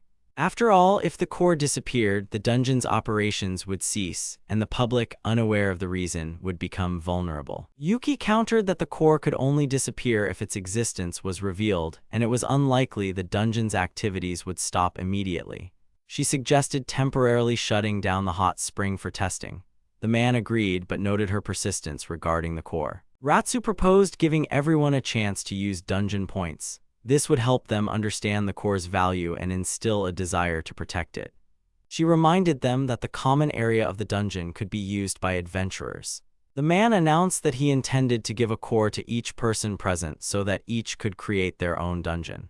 Although this division might seem unusual, it would increase efficiency and allow them to attract new adventurers. He then asked Eliza's team for their suggestions. They pointed out the lack of a doctor and asked to be entrusted with health control, as danger would always be present. The girls wondered if this would cause problems, as the appearance of a saint could lead to difficulties. However, they believed it was feasible and suggested changing their appearance to look like different people. In case of suspicious events, this would signal an invasion, and even if the dungeon was threatened, they could not be harmed. Kazuya noted that protecting the dungeon did not guarantee complete safety. Therefore, as a precaution, he decided to distribute rings capable of teleporting and instantly returning or moving them higher. Ultimately, he emphasized the importance of ensuring everyone's return. Oriel, the rabbit maid, suggested organizing a police force and entrusting this role to the slaves. Luria proposed classifying territories within the village and city, separating residential and work zones for easier management. The elf noted that this would cause difficulties if homes were located next to bars, as residents would not be able to rest. Yuki looked at the idea board and said that was enough. After that, he suggested they move on to dividing the land. The girls asked why they should do that if the number of people was unknown. He replied that they needed to at least plan out the zones, even if only roughly. A suggestion came up to place the village and town on the third level so the first and second levels would serve as protection. Kazuya then decided to fortify the first level and leave the second for now. At that moment, Asurin called out to the man and apologized. He replied that he wasn't angry when they called him Big Brother, which made the girls happy. Elsa said that even she could be called Big Sister. The girls were surprised, reminding her that she was a saint. Oriel then assured them it wasn't a problem. The girls rushed into her arms, calling her Big Sister. Yuki asked Asurin what she wanted to say. She asked why it got dark at night if they were in a dungeon. The man explained that thanks to the dungeon's points, they could also change the weather. This meant they could add fields and pastures. At that moment, Princess Sarorea appeared on screen and announced her readiness to begin her report. Yuki watched as the girl spoke. Then he told her to begin. The princess asked if that sounded too cold, considering they hadn't seen each other in a long time, and heard in response that he had been quite busy. The report contained information that 300 slaves would be sent with the help of the princess's soldiers, who would escort them into the dungeon, where he could freely use them. As initial capital, 300 white gold coins were allocated. Each family could receive 1 to 5 coins. As for goods, everything necessary for relocation and construction had been prepared. In addition, a 15-day supply of food was provided, along with a 5-year tax exemption. The man raised the possibility of discussing one more point. Sarorea then asked what exactly was needed and received the answer that, in his opinion, jobs were more important than money itself, and he asked if she had any suggestions. The average soldier's salary was 3 to 5 gold coins, and an average family could live on 1 gold coin. The girl said this based on her warrior's pay, though she doubted it would be an example for the dungeon. Yuki told her to make sure her knights brought in more money. The girl clarified what would happen if they didn't have shops and received the answer that they would immediately start building one and sell the shampoo she liked. She asked if evildoers would try to steal the goods and heard in response that with the shop's unknown location, it was unlikely anyone would be foolish enough to attempt it, so he hoped the girl would keep the secret for a while longer. She assured him that her soldiers wouldn't spill the beans, at least for as long as Kazuya wanted to keep it a secret. After that, he stated that he intended to create an adventurer's guild. Since the princess had mentioned that the dungeon would be open to everyone, it would be appropriate to establish a gathering place for people interested in it. For the villagers, this would be a natural way to help out as guild personnel. Yuki said he would then await her arrival. Rabarisu asked if they could proceed with the plan. When the princess asked through the screen who the child was, she was told it was one of the slaves Mob had purchased. A request followed to bring more child slaves. Sarorea clarified if he was really into that kind of thing. Of course, this girl was an exception because her chest was excessively large, but children raised doubts as it would be difficult to get them to the dungeon. She explained what she meant. For children without a home, this place was the most suitable. The princess agreed it was a safe place for them to be raised. Then Yuki noted that if possible, he needed women as that would avoid discrimination given the female-oriented administration. When Sarorea asked about the child's origin, Rabarisu stated her name and announced that she was the transmigrator's lawful wife, adding that it was a pleasure to meet her.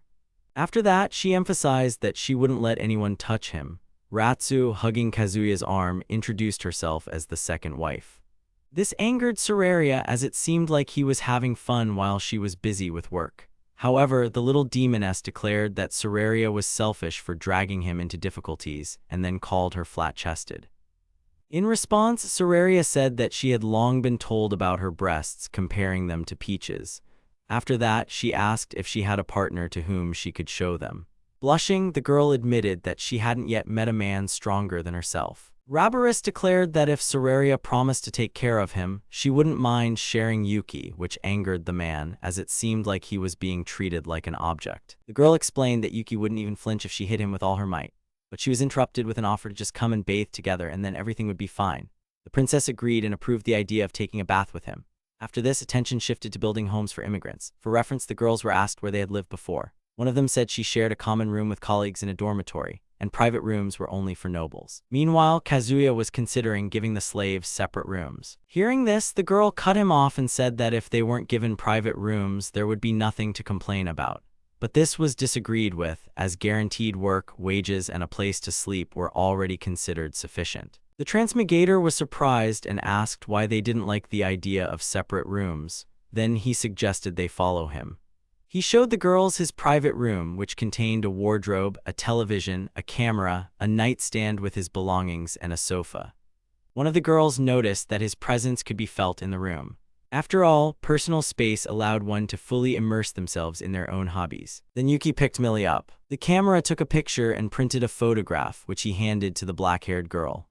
The transmigrator explained that it was called a photograph, and it captured a moment on paper. The girls expressed surprise and envy. Everyone agreed it would be great if each person had their own room with storage space for personal belongings. With private spaces and photos, people could decorate their rooms according to their interests. Money would constantly circulate within the dungeon, which was the main goal. Kazuya had also prepared separate rooms for the girls, but before he could finish, he was interrupted by the crying of one of the younger girls, who said they didn't want to be alone and wanted to sleep with their brother. Hugging them, Yuki admitted his fault and agreed. The girls from the Wolf Clan noted that they didn't think separate rooms for everyone were necessary and preferred to live together. Elsa acknowledged this as valid and said that private rooms should only be provided upon request. Since there would be children among the immigrants, they suggested starting construction on a dormitory. The rabbit girl suggested charging rent for individual rooms to make it a privilege. The elf noted that this could be a future goal, but for now, they should build a dormitory. Depending on the number of immigrants, they would need to consider increasing the number of buildings that could be purchased for slaves. Behind them, Rabarus was comforting the girls. She told them they could become Yuki's wives and have his children to always be together.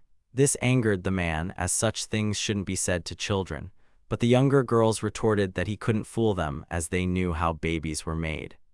They uttered many indecent expressions, which made Kazuya wonder how they knew such things. Then the little demoness explained that all slave girls, including children, were taught this. For the reincarnated man, this was an unpleasant truth. When Luna entered the bedroom where Yuki was, he noted her persistence, as he had already expressed his disagreement, and asked why she had come. The girl replied that she had to fulfill the promise made to Millie and Kaida, as her life was still in danger.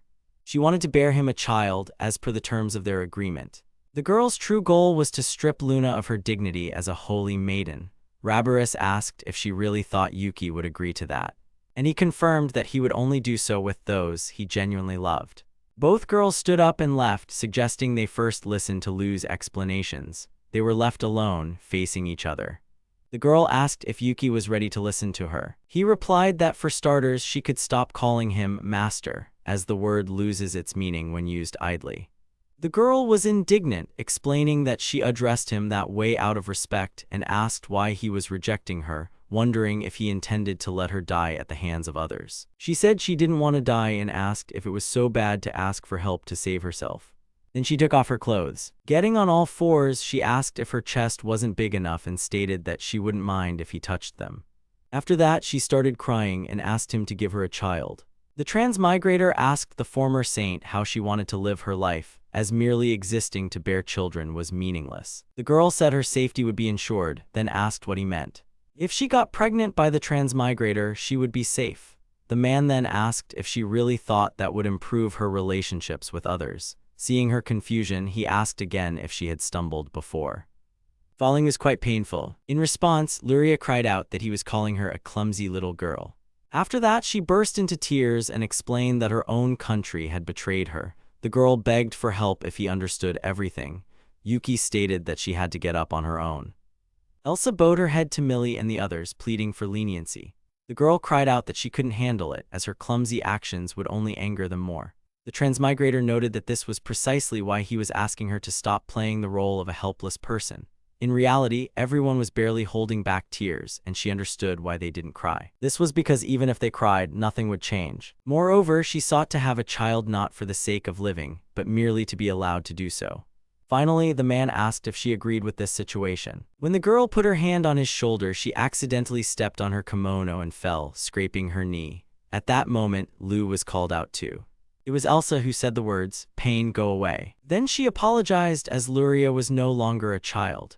The saint asked what those words meant and heard the explanation that when little ones get hurt, they panic and cry, and adults would say that to make them believe the wound had already healed. This was a figurative expression. The former third princess prayed for safety and to one day retrieve an important item that had been given to her. Lu asked if she had received anything special from them. Hearing an affirmative answer, the girl learned that the most important thing was the ability to get up again and again without crying, because even such children were surprisingly strong. She used to always curse her unfortunate fate, but being there, she realized many things. She understood that she was just a little girl who, when hurt, couldn't get up. Now she would look for ways to prove herself, otherwise she would be ashamed in front of the children. Luria acknowledged that she was right. She added that despite the children's young age, they knew how to get back up again and again, so they too should make an effort.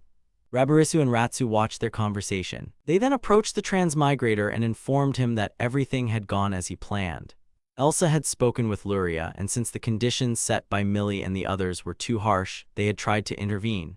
However, when Yuki suggested that she get up herself, they wondered if it was even worth rushing things. The man replied that there was no time for delay. If Luria wished it, he intended to let her manage Rydia. These words astonished the girls. The girl used her position as a saint to gain participation in the dungeon's management, as she still held influence. Then, taking a sip of his drink, he explained that she was actually striving for salvation, and she had no other choice but to accept this position.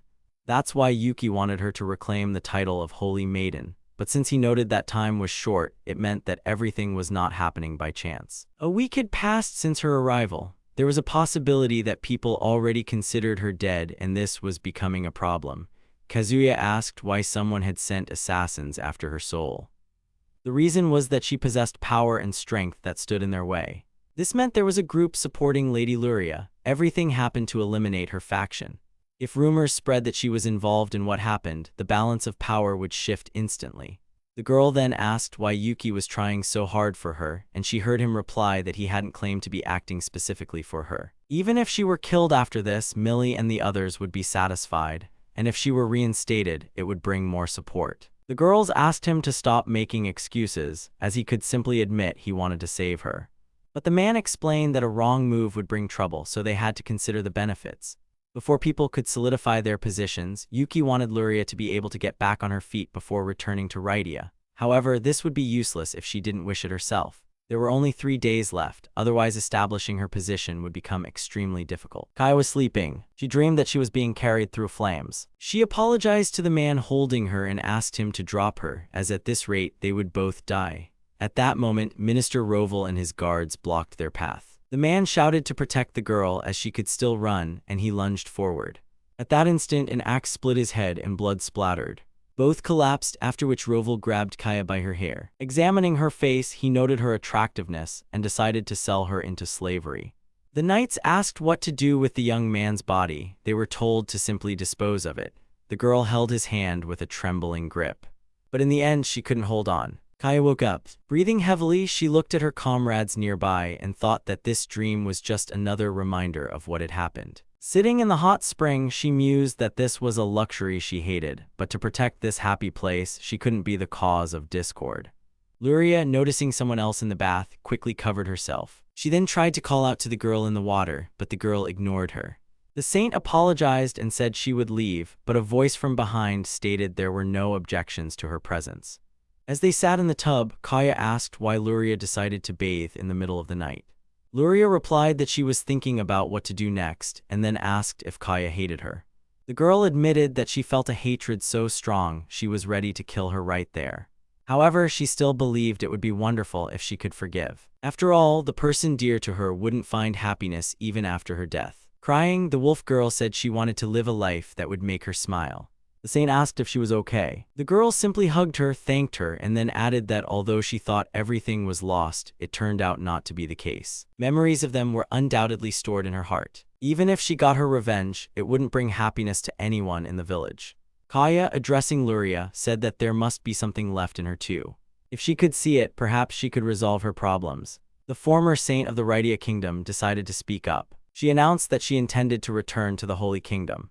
Realizing that this was rude to those who had taken her in, she admitted that she was still a citizen of Rydia and a holy maiden.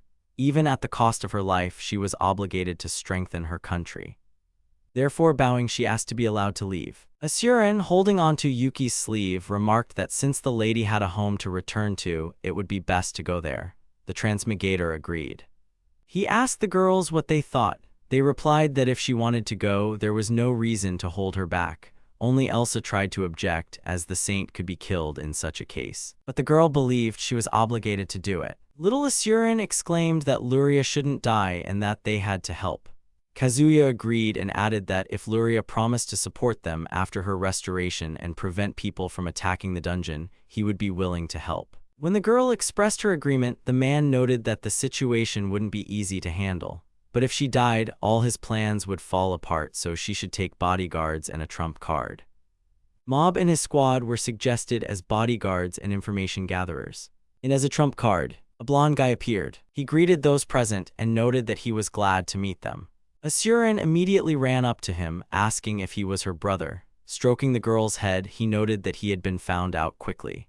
The saint asked what that meant. Before them was a doppelganger. This was a monster capable of taking on the appearance of other beings and partially copying the target's combat skills, but it could not fake memories. According to the transmigrator's observations, upon reaching a certain level, the monster could do this with memories as well, but in that case, it would forget that it was a monster itself, so, in his opinion, memories were intentionally not copied. As an example, he asked Mob what he would think if a copy of him appeared with a higher level. The answer was that it would be convenient. Then came the question of what if the copy turned out to be weaker, and the answer was that in case of trouble, it would have to be eliminated. This led to the understanding that the fake was forced to replace the original, which is why it wasn't a complete copy.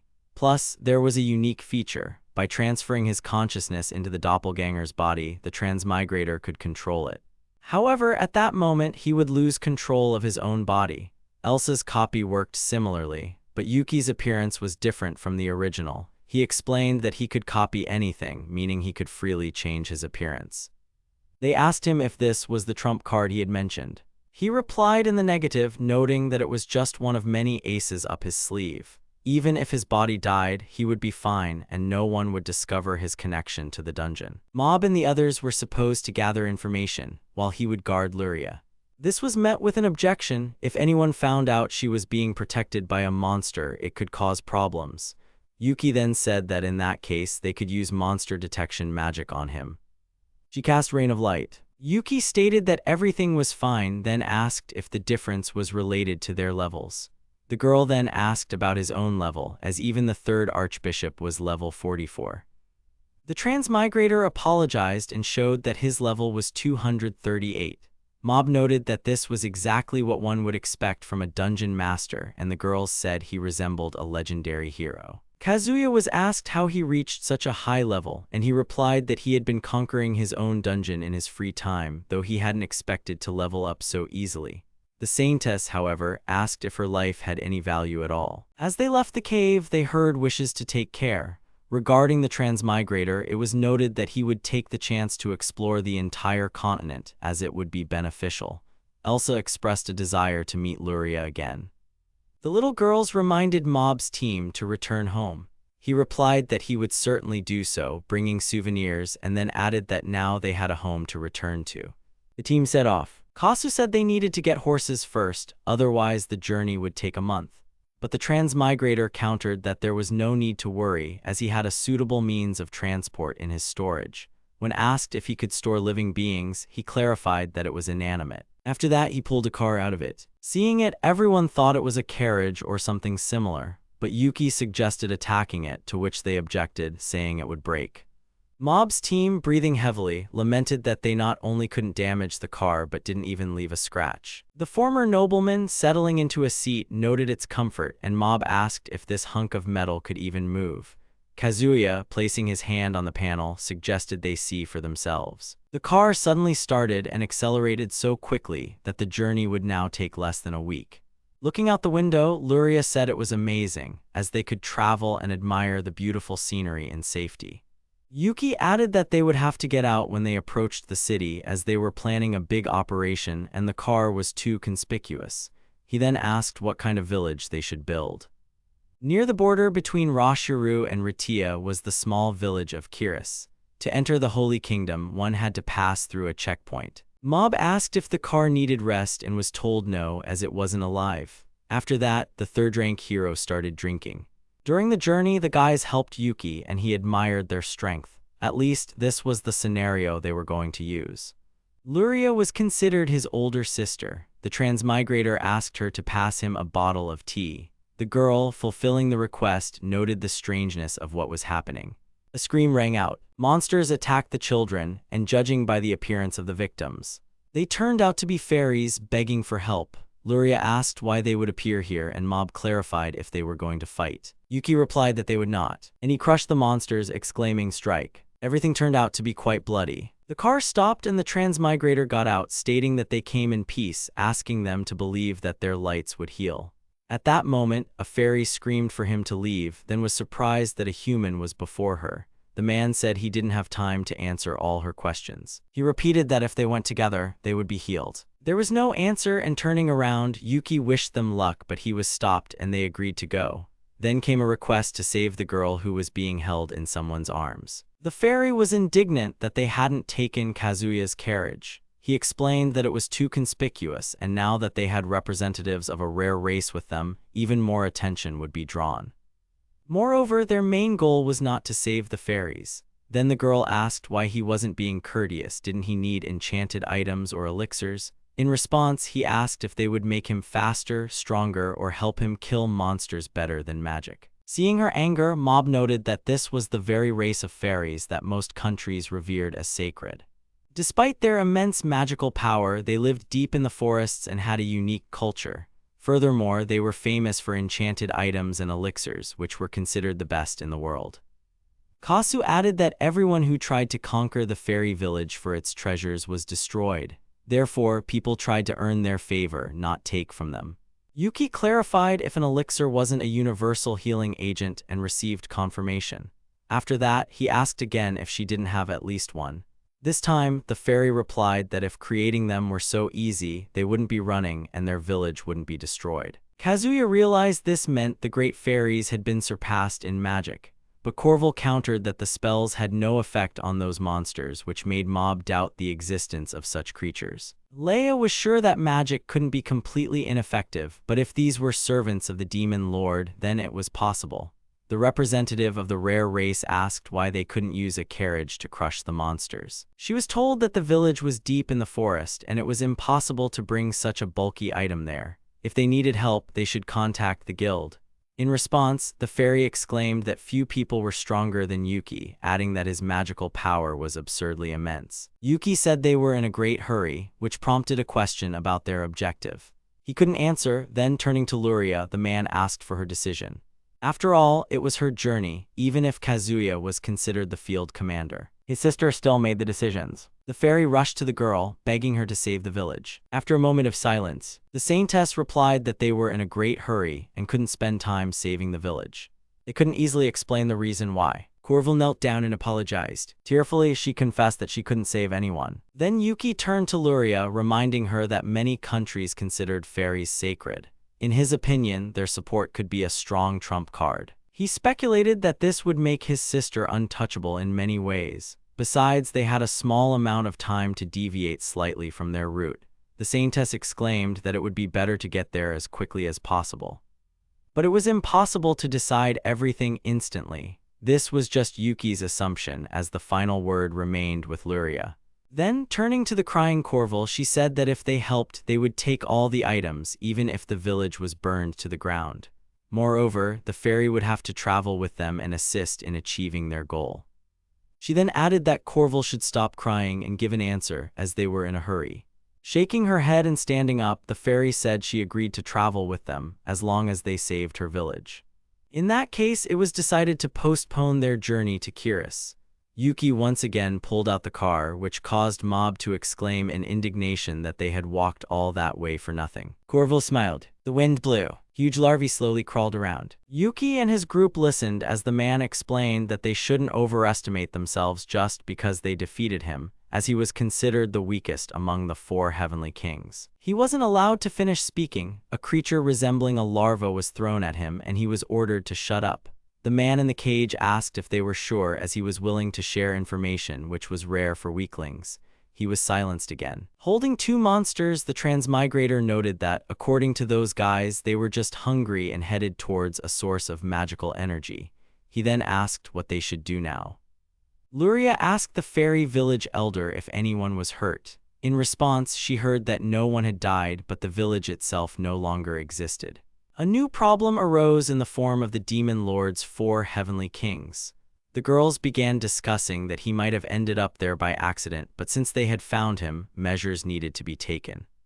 They inquired about the prisoner's future plans, and he replied that it was obvious. He was gathering information and artifacts for the demon lord. Another insect was thrown at him, and they declared that he could still squirm despite being the size of a basketball.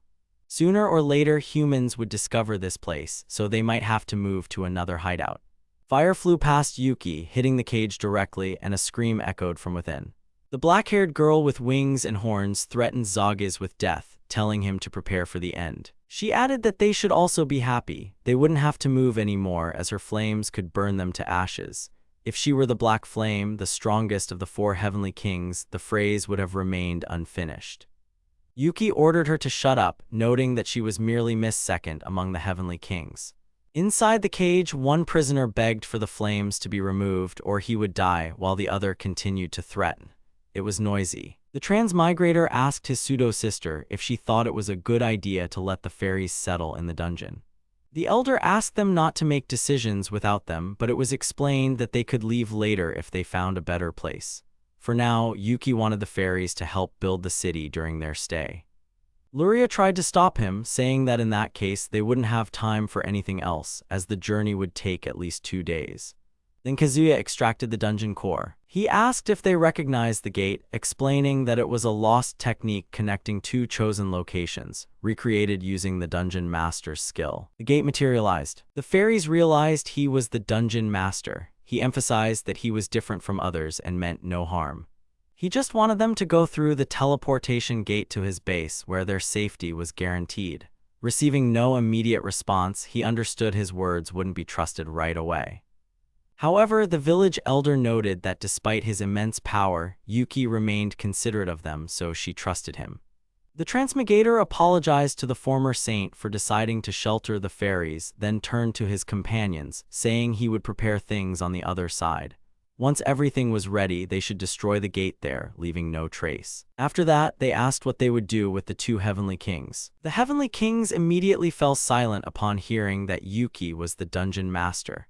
When he lowered and then raised his head again, Corval exclaimed his name, but she was told that everything was fine. His brother had returned to the dungeon. When asked what he meant, the blonde young man apologized for the late introduction and introduced himself as Yuki's younger brother, a doppelganger named Kui. His brother usually controlled the body, but he was currently in the dungeon, preparing to welcome the fairies. He explained that he would coordinate the group of rare race representatives who would arrive at the base upon entry. For safety reasons, the exit was sealed with magic, so those entering had to move forward. The fairies found themselves on the other side of the gate, where Millie and Ratsu were, asking the newcomers to approach and register their names. Eliza explained that afterward they would receive an identification card, and Millie demonstrated how the dispenser worked. If they wanted a drink, they should place a cup and press the button. Isurin, along with Furia, offered refreshments to the hungry fairies, but Corval accidentally bumped into Furia.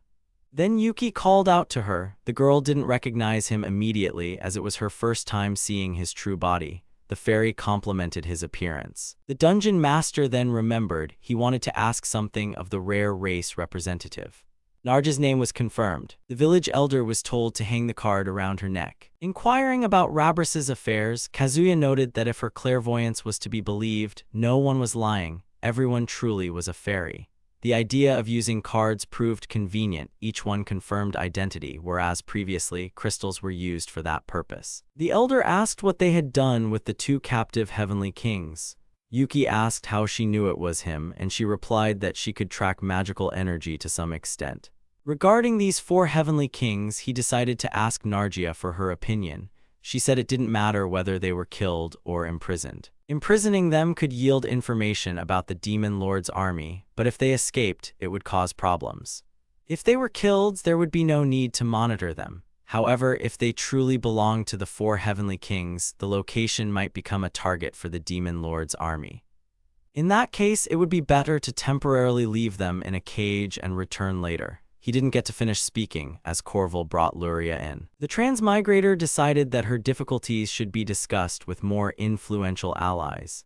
The elder said that if she could help, she would provide maximum support. The issue turned out to be complex, but first, the fairies needed to agree to full protection. After they agreed, their current situation was explained to them. The elder acknowledged the difficult situation, noting that they also wanted to help, just as Luria had once saved them. Then she asked what needed to be done to gain control over Rydia. They were told to provide 3 elixirs. A gasp was heard. Did they know that it cost 150 gold per bottle? Yuki explained that there was a reason for this, if they declared that Corval and the others supported Luria by giving such an expensive elixir. This would serve as proof of their support, even though the potion was considered extremely valuable. Therefore, Nargia agreed to give 2 bottles but offered more magical items in return. Luria cried, sincerely bowed, and thanked the elder for her generosity. The elder asked the girl to lift her head, noting that they themselves were very grateful for her help during difficult times. Then she expressed concern for Corval as she was going with them. She was told to be useful to Luria. After that, the girls were told to return, as the matter had taken a lot of time, and even having a whole day didn't negate the need to hurry. Although they had received significant support, the fight was just beginning, so they couldn't relax. Nargia remarked that Yuki was both kind and strict. In response, he was told that many factors had to be considered. He decided to go back and join the others. In the building where there were many rooms, Eliza informed the assembled fairies that she would show them their shared living quarters and explained that they needed to divide into groups of 4. The elder expressed her admiration for the place she found herself in and inquired about the origin of all the tools and knowledge, but Yuki suggested discussing it later and invited her to follow him. A separate room was prepared for Narja. It was designed for humans, so the man assumed there might be some inconveniences. However, he was assured that everything was set up correctly, with a demonstration of how to avoid discomfort. The transmigrator pointed to a closet and explained that clothes and personal belongings could be stored there. This setup proved to be extremely convenient, and similar closets were available in every room. The fairy could temporarily use this space until she got used to life in the dungeon. These words made the elder realize that there were other living areas there. Yuki added that there were also workshops and resting places. After that, he decided to wait for her outside. Leaving the room, he met Eliza, who reported that everyone was dressed according to the rules. She noted that it would have been difficult without the guide they created. This guide was compiled to help newcomers adapt to life in the dungeon. The first stage included a certain number of residents, the creation of ID cards, and a tour. The second stage involved explaining the management order, familiarizing them with the conditions, explaining how to use the bathroom, and providing a general overview of activities. The third stage covered resting places and a detailed explanation of activities. The fourth stage involved a tour of the dungeon and workplaces. The fifth stage was about recording desired work or internships in chosen locations. Today only covered the first stage. The sixth stage consisted of on-the-job training without strict time limits for adaptation. The seventh stage concluded the training period and marked the residents' final relocation. The second stage was scheduled to begin tomorrow. Thanking her for her efforts, Yuki noted that it was a useful rehearsal, even though the girls nearby looked tired. Ratsu remarked that she couldn't endure the night without him nearby. The man refrained from answering and suggested moving on to discuss the further schedule. He intended to discuss it with the fairy elder and asked if they objected. After a positive response, he handed her the dungeon management guide. After reviewing it, she declared it wonderful. The document included a clause stating that he would distribute 1 dungeon point every 10 hours. It was suggested that this be discussed within the clan or race so that each representative could use their points. There was also an explanation about the dungeon core. The elder noted that Yuki did not seek to be a sole ruler. The transmigrator considered involving her in management as a representative of the fairies. However, at that moment they lacked the funds to pay for her work. The response was that since they had accepted them, she didn't mind working for free. Moreover, help from Rashiru was expected soon. Kazuya countered that until they received it, they couldn't be sure. If money became an issue, they planned to use the forge and set up production of items for sale. The transmigrator felt awkward in front of the fairies, who possessed a significant mana reserve, but decided to allocate an equal number of points to everyone, regardless of their level. After his words, the elder agreed, noting that those with more mana would still ultimately have an advantage. She thanked him for his understanding. They moved on to the next question. In the square by the fountain, Rabarus announced that she was glad to meet them. She clarified that she held the highest position, explaining that this came about due to Elsa's last wish. However, managing this place wasn't solely her responsibility. It was unlike anything known before. Everyone in the city could express their opinion. Little girls admired how strong the demon was and declared they would try to be as useful as possible. Rabarus continued her speech, bringing up a system panel. She created a sword, which could only be crafted with the dungeon master's skill. The girl explained that by living here, everyone would receive 1 dungeon point every 10 hours. These could be used to obtain desired items, but the decision had to be made collectively. Nargia asked them to consider everyone's interests and not use points for personal gain. First, she decided to demonstrate that points could indeed be used by retrieving an item only available there. It turned out to be a treat: ice cream. The fairies loved it, and one remarked that if every creature received a point every 10 hours, they could summon monsters to earn more points and buy unlimited ice cream. It was explained to her that all summoned monsters would be under the dungeon's protection and wouldn't be able to earn points, though they would remain subordinates. Since they didn't need to be supplied with mana or fed, mana wouldn't convert into points. However, plenty of ice cream could be bought in stores, which was explained separately, along with ways to earn money. The tour continued. In the living room, drinks were free but required restocking. Everyone had to cook for themselves, which helped them get used to independent living. When asked if this meant they would live there permanently, the answer was affirmative. It was added that depending on their income, they could afford separate rooms or houses. Then, they were shown the kitchen. After that, other rooms were presented, including the pantry. Then everyone went to wash up and have dinner together.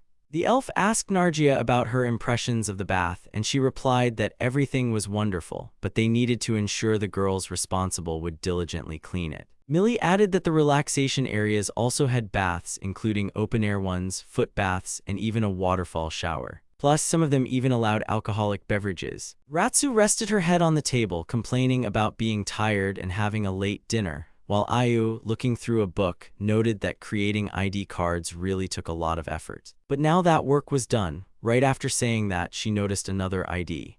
She then approached Elise and asked where the elder was. The elder was at the hot spring. Turning to another girl, the fairy asked if such a level of luxury was even legal. She was told that since they were in charge, they made the rules. After that, they had a drink. The sounds of Furia's hammer striking metal echoed. Seeing this, the elder asked her to calm down. She emphasized that blacksmithing was an art that required putting your soul into it and moving step by step. She understood the dwarf's desire to be useful, but advised her to focus. The girl apologized, which made the fairy smile. After that, the fairy noted that she hadn't seen Yuki today. She was told that he had gone to help Luria, and Nargia remarked that this was causing difficulties. At the shop, Ratsu asked everyone to line up to pay for their items. The elder admitted that she had anticipated something like this. After all, this place was different from the outside world, and those who arrived understood the dungeon's significance, so they were especially happy with their purchases. It seemed hundreds more people were heading to the shop. Despite the freedom to choose tasks, it was necessary to ensure there were enough workers to maintain the dungeon. So they decided to help out. The rabbit noted that to some extent it was impossible. They needed support to handle the influx of new creatures. Thanks to the fairies, they realized the problem before more people arrived. They had 2 solutions: limit the number of customers or get the fairies to work in the shop, as there were plenty of them. Then Nargia asked for her request to be fulfilled. Since the money they had received was already spent, she asked for their earnings to be paid daily. Today's dungeon income was 8561 fall. Each of the 57 fairies received 50 fall, totaling 2850, and there was still a surplus of 5711. On average, each fairy spent about 100 fall. The fairies turned out to be quite wealthy. The raccoon stood next to the girl. The elder asked about the dungeon invasion. Yuki explained that a humanoid creature had entered his detection range. His pets reported that someone was approaching. Isurin was crying. Rabarus explained that the girl's familiar had died. At that moment, the transmigrator was called out, and a screen appeared. It asked if the dungeon master could hear. It was noted that a strange animal was watching her, and they asked if it belonged to him. The girl had come here after learning about the new dungeon and was surprised to see such a docile creature being used. However, she didn't care as she was just passing the time, and she asked him to do his best. Various familiar had been killed. Yuki asked who this girl was. He found it surprising that she could detect familiars and realized she was unusual. Everyone pondered this. Eliza's face darkened and Oriel uttered, "The Blood Princess." It was none other than the ruthless demon queen. Everyone was alarmed. It might have been the Blood Princess, and indeed, she was wearing a black dress. They needed to evacuate everyone immediately. Not everyone knew who this Blood Princess was, though. She was one of the demon lords on this continent. Perhaps she appeared here because of the self-proclaimed heavenly kings, though that was unlikely. The princess always did whatever she wanted and destroyed everything around her, which earned her the nickname Fierce Demon Queen. She was called Blood Princess because her white dress was so soaked in blood that it turned black. Everyone was quickly evacuated, including Yuki. He didn't want to leave. He wanted to see the princess in person. If he were killed, the others would have to create a new dungeon using the core he left them. They were afraid he wanted to fight the princess. He asked everyone to calm down. If things went south, he would retreat to the deepest part of the dungeon and escape. He wasn't lying. Still, they wanted to make sure he would escape if it became too dangerous. He assured them they could trust him. Footsteps were heard. The Blood Princess had entered the dungeon. She was on the first floor. He ordered the slime and goblin armies to descend there and form the first line of defense. The Blood Princess's name was Delia Ryu Castle. She was human, though she was 235 years old. She was also known as the Solitary Demon Queen. She was level 412. She traversed the entire 5 km of the first level in just 2 minutes. Calculating her average speed, he realized she was truly a monster. The princess seemed confused. She couldn't find the dungeon. She moved quickly and didn't understand why there was a sky in the dungeon. Reaching the end of the stairs, she fell and hit the ground. She couldn't use magic. Someone was standing there. She raised her head. He addressed her, asking if she was the Blood Princess. An enraged slime stood beside him. The princess mentioned that she actually had a name. He apologized and asked if he could address her by it. This was considered rude, as people usually addressed others by their last name. She had invaded someone else's dungeon and then reminded him about rudeness. He asked her not to visit this place until it became publicly accessible. She clearly wanted to object. Perhaps she didn't know that this dungeon was officially recognized by the Kingdom of Roshuru. The princess knew that to gain control of a dungeon, its master had to be killed. The princess angrily shouted at him not to look down on her. Suddenly, a slime decided to attack her, which she hadn't expected at all. It grabbed her arm, and she was surprised that a mere slime could do such a thing. He told her not to be surprised by it. He asked if she could survive without air. At that moment, the slime completely covered her head. She didn't understand what he was talking about. She couldn't remove the slime. To do so, she needed to find its core. The guy calmly sat and watched. He suggested ending everything here since she no longer knew how to escape. At that moment, she sharply raised her right hand. It moved on its own and she couldn't control it. He continued to say that all her escape routes were closed. She was completely enveloped by the slime's body. It had fully absorbed her. He wished her good night. The Bloody Princess's homeland was once destroyed due to war. Thanks to her skill, growing flower, she absorbed the experience of fallen soldiers and decimated enemy troops. Her entire white dress, which her father had left her, was completely stained with blood. Ironically, in the end, they couldn't kill her. To avoid such a tragedy, she no longer associated herself with any country. She set out to destroy bandit gangs, dungeons, and foolish kingdoms. Everyone began calling her the Demon Queen. She heard that Elsa had been killed in one of the dungeons, which is why she decided to come here. Even animals gathered around the grave markers. Everyone was mourning her. They stood and watched as everyone cried over the grave. She realized that she had simply misunderstood everything. The main thing was that everything became clear. He asked her what she was going to do. It seemed she had no choice. He asked her not to run away. The children continued to pray. Now that the princess understood her mistake, she had to ask for their forgiveness. The princess thought she wasn't afraid of anything, but it turned out she was. He told her she should be happy. If she's afraid, it means she's still alive, and that means she can experience both happiness and the enjoyment of life. She was surprised. Did he still consider the demon queen human? If they could communicate so calmly, then he could still get along with the battle lowly sister, whom everyone called the demon queen. She was very surprised. A second later, she was furious that he called her a lowly. If she wasn't happy about it, she should have shown her status. At this moment, the others approached him and asked if it was her. He introduced Delia to them. They asked her if the parents of these little creatures had done well. She answered positively. Their parents didn't give up until the very end. The little creatures the girls were holding broke free and ran into the bushes. The princess was surprised they didn't bite her. They just wanted to make sure their parents' deaths weren't in vain. The princess thought that they were much better than her, who had chosen the easy path of destruction. She wondered what these children found in her answer. A girl approached her and said that she could ask them herself later. She needed to atone for her mistake. The others still thought it was too light a punishment for her. The large-chested princess disagreed. Two of them grabbed the princess from behind. Since she spoke poorly of the dungeon, they wanted to make her do the hardest work. She had to cook for 70 people, go shopping, and clean the bathroom. The princess was in shock. She couldn't do all of that alone. The dungeon master offered her to make a clone to help. She got even angrier and asked him not to compare her to some slimes. She was, after all, dangerous. But it was all useless. They made decisions all together, so she just had to accept it. She was forced to clean. She was forced to cook. She complained to Yuki. He was the only one kind to her, and those girls were driving her crazy. She didn't want to leave his side. Yuki had just returned when he was already being sought out for an important report. It was about Lady Lulua. She had been attacked and killed on her way back to her country. At least, that's what her bodyguards reported. The attacking monster was most likely sent by the Demon King. Yuki was already getting bored. He asked if there was a village near where Lady Lulua was attacked. He guessed correctly.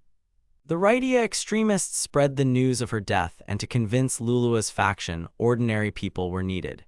Even if Lulua had survived and returned, she would have been taken for an imposter. The problem was convincing people that Lulua was alive and returning her to Raidia. There was one saint who didn't believe in Lady Lulua's death. Her name was Arshtal. She was fervent and very righteous, as well as very young. There was a risk she could be manipulated. Recently, Arshtal had gone to the site of Lady Lulua's attack. The journey there took 4 days by horse. Yuki was glad they could cover that distance much faster. Kiyu's adventurer registration wasn't complete yet, and then a very good idea came to them. Kaz and Mob approached the counter to register a new adventurer. They claimed he was a war victim who had joined them after they rescued him. He promised he would become stronger and help people in need, just like Kaz and his team. The girl at the counter was impressed by him. Everyone gathered at the table. Yuki asked the girls how things were going. Everything was excellent. They had registered a family. They received as much money as if they had acquired fairy funds. Because there were more people, sales started to pick up faster. The adventurer district and the dungeon continued to be built. There were no security issues, nor were there any production problems. Farmlands were also successfully cultivated with the help of 10 monsters, and the woodless accelerated the process. However, there was a shortage of workers in the infirmary. Cleaning and cooking were on schedule. There were enough people in the government department, but it was still difficult due to the sheer volume of work. The girl from the forge was very nervous before her report. She barely managed to say that there were now 18 of them and they had forged 35 swords in 2 hours. Yuki calmed her down. One of them showed him a sword from the fairy clan. She used Yuki's theory of alloys, added her own developments, and enchanted the sword. She offered it to Yuki, and it was truly beautiful. Yuki thanked her for the gift, but had to decline. He suggested giving it to Labries since she was in charge here. The fairy didn't object, and Labries was quite surprised. She tried out the sword. It was incredibly light and could change its weight depending on the wielder's strength. Currently, it was too big for Labries, so she would need to train. Now it was the dungeon master's turn to report. After Delia's invasion yesterday, there had been no incidents. Also, since the fairies arrived, they had collected 13,440 op. This opened up great possibilities for them, but for now, it was better to save them up. After all, they had someone who could calculate everything for them. The Blood Princess, however, was against it. She didn't want to work for them anymore. But she was told she wouldn't have to do any other work if she handled the calculations. After hearing that, she quickly agreed. She still couldn't get used to the fact that Elsa was standing before her. It seemed Yuki had gathered many strange characters here, not to mention the saint from Rydia and the demon queen. Indeed, it was a tragic turn of events, though Yuki disagreed. Delia didn't see it that way. Yuki thought she had decided to return to righteousness after his words, and he was right. Delia had changed her mind about many things and considered it fate. However, there was no guarantee that Yuki was right. Nevertheless, Yuki explained everything to her, even if she thought he was just scolding her, but she truly felt guilty. Yet Yuki never once said she was wrong. The Blood Princess hadn't expected that. Not all of them had acted correctly. However, among her victims, there could have been innocent people whom she also saved. The most important thing was to be true to herself and respect those who had already passed on from this life. One must believe in their words until the very end. The princess agreed with this. In that case, she didn't believe she had acted incorrectly. Otherwise, she wouldn't have met all of them here. Now it was time to discuss the main issue. It was clear that the war started because Elsa became a saint, but her motive remained a mystery. Perhaps she aimed to rule the Rithia kingdom. They might have wanted to control the neighboring kingdom from within. However, it would have been simpler to just invite Elsa to Rithia and offer her any position. This war was necessary to seize control of Rithia. If they made Elsa an enemy, they could lure out the resistance. Then they would inform Lulua, who is close to Elsa. She would travel to Rashura and they would kill her there. But their ultimate goal was still unclear. Labrys suggested it might be for power, but it was difficult to discuss without any evidence. The exact reason remained unknown. Most likely, someone needed all of this, regardless of the sacrifices. For them, the benefits outweighed the losses. This was the answer Alice had been seeking all this time. The master said to hand over all his work to Durai, as he would be busy with Rithia's affairs tomorrow. The princess clearly didn't expect this. After all, she had only anticipated having one task. Someone entered through the door. He had returned. Everyone started asking Kiyu how everything went. He no longer looked like a novice with that sword in his hands, though others thought his posture gave him away. He asked where Yuki and the others were. There had been some problems in the dungeon, and resolving them took time. The training schedule had also shifted because of it. Even so, they returned very early. They drove the entire way in just half a day. On horseback, it would have taken them 4 days. Now they could come up with their own story. First, Yuki needed to approve it, but there shouldn't be any major changes. Everything would happen during the quest. Kiyu would be severely wounded, and they would need to carry him back to the village. During this time, Arshtal would be conducting her investigation there and would hear them calling for help. Then, Lulua would cast healing magic on him. Next, Corval would appear. This way, they could show that they had support from the fairies. Thus, they could prove that Lulua was alive and also secure support from Arshtal. A couple of days passed. Everything went as planned. Arshtal saw that Lulua was alive, although it all seemed strange to Lulua herself. Kiyu and the others thanked Lulua and offered to escort her all the way to Rydia. Arshtal also supported this idea. Everything went exactly as Yuki and Cass had planned, and a joyful smirk appeared on Kiyu's face. She asked them to be her bodyguards, but they were worried they wouldn't be able to protect her on empty stomachs. Then Lulua suggested that Arshtal become her bodyguard. However, if needed, the adventurers were to protect Lady Lulua with their lives. They were ready to serve. Arshtal understood that Lady Lulua might not have wanted to ask them, but in this situation, any help was important. She believed that things wouldn't end easily, so they would need assistance. They all got into the carriage. One of the knights asked if they could trust these youngsters with Lady Lulua's life. Even if it was cruel, they could serve as living shields for her. Now they needed to reach the kingdom as quickly as possible and stop the oppression. That's why Lulua had returned. Birds chirped outside the dungeon. Diria was lying on Yuki. She was happy that Yuki was next to her, perhaps because neither of them aged. She had snuck into his bed again, even though she had her own room. Yuki might lose his sanity soon. Diria didn't understand what was wrong. He was simply surprised by his own restraint. The guys had a lot of cleaning to do in the morning. She still didn't understand him. She continued, saying she would sleep with him every day. Suddenly, there was a thud and a groan. Diria was lying on the bed, clutching her stomach. Yuki asked if her stomach hurt. A voice from behind replied that everything was fine. Labrys had accidentally hit Diria in the stomach with the end of her sword. She immediately apologized to her.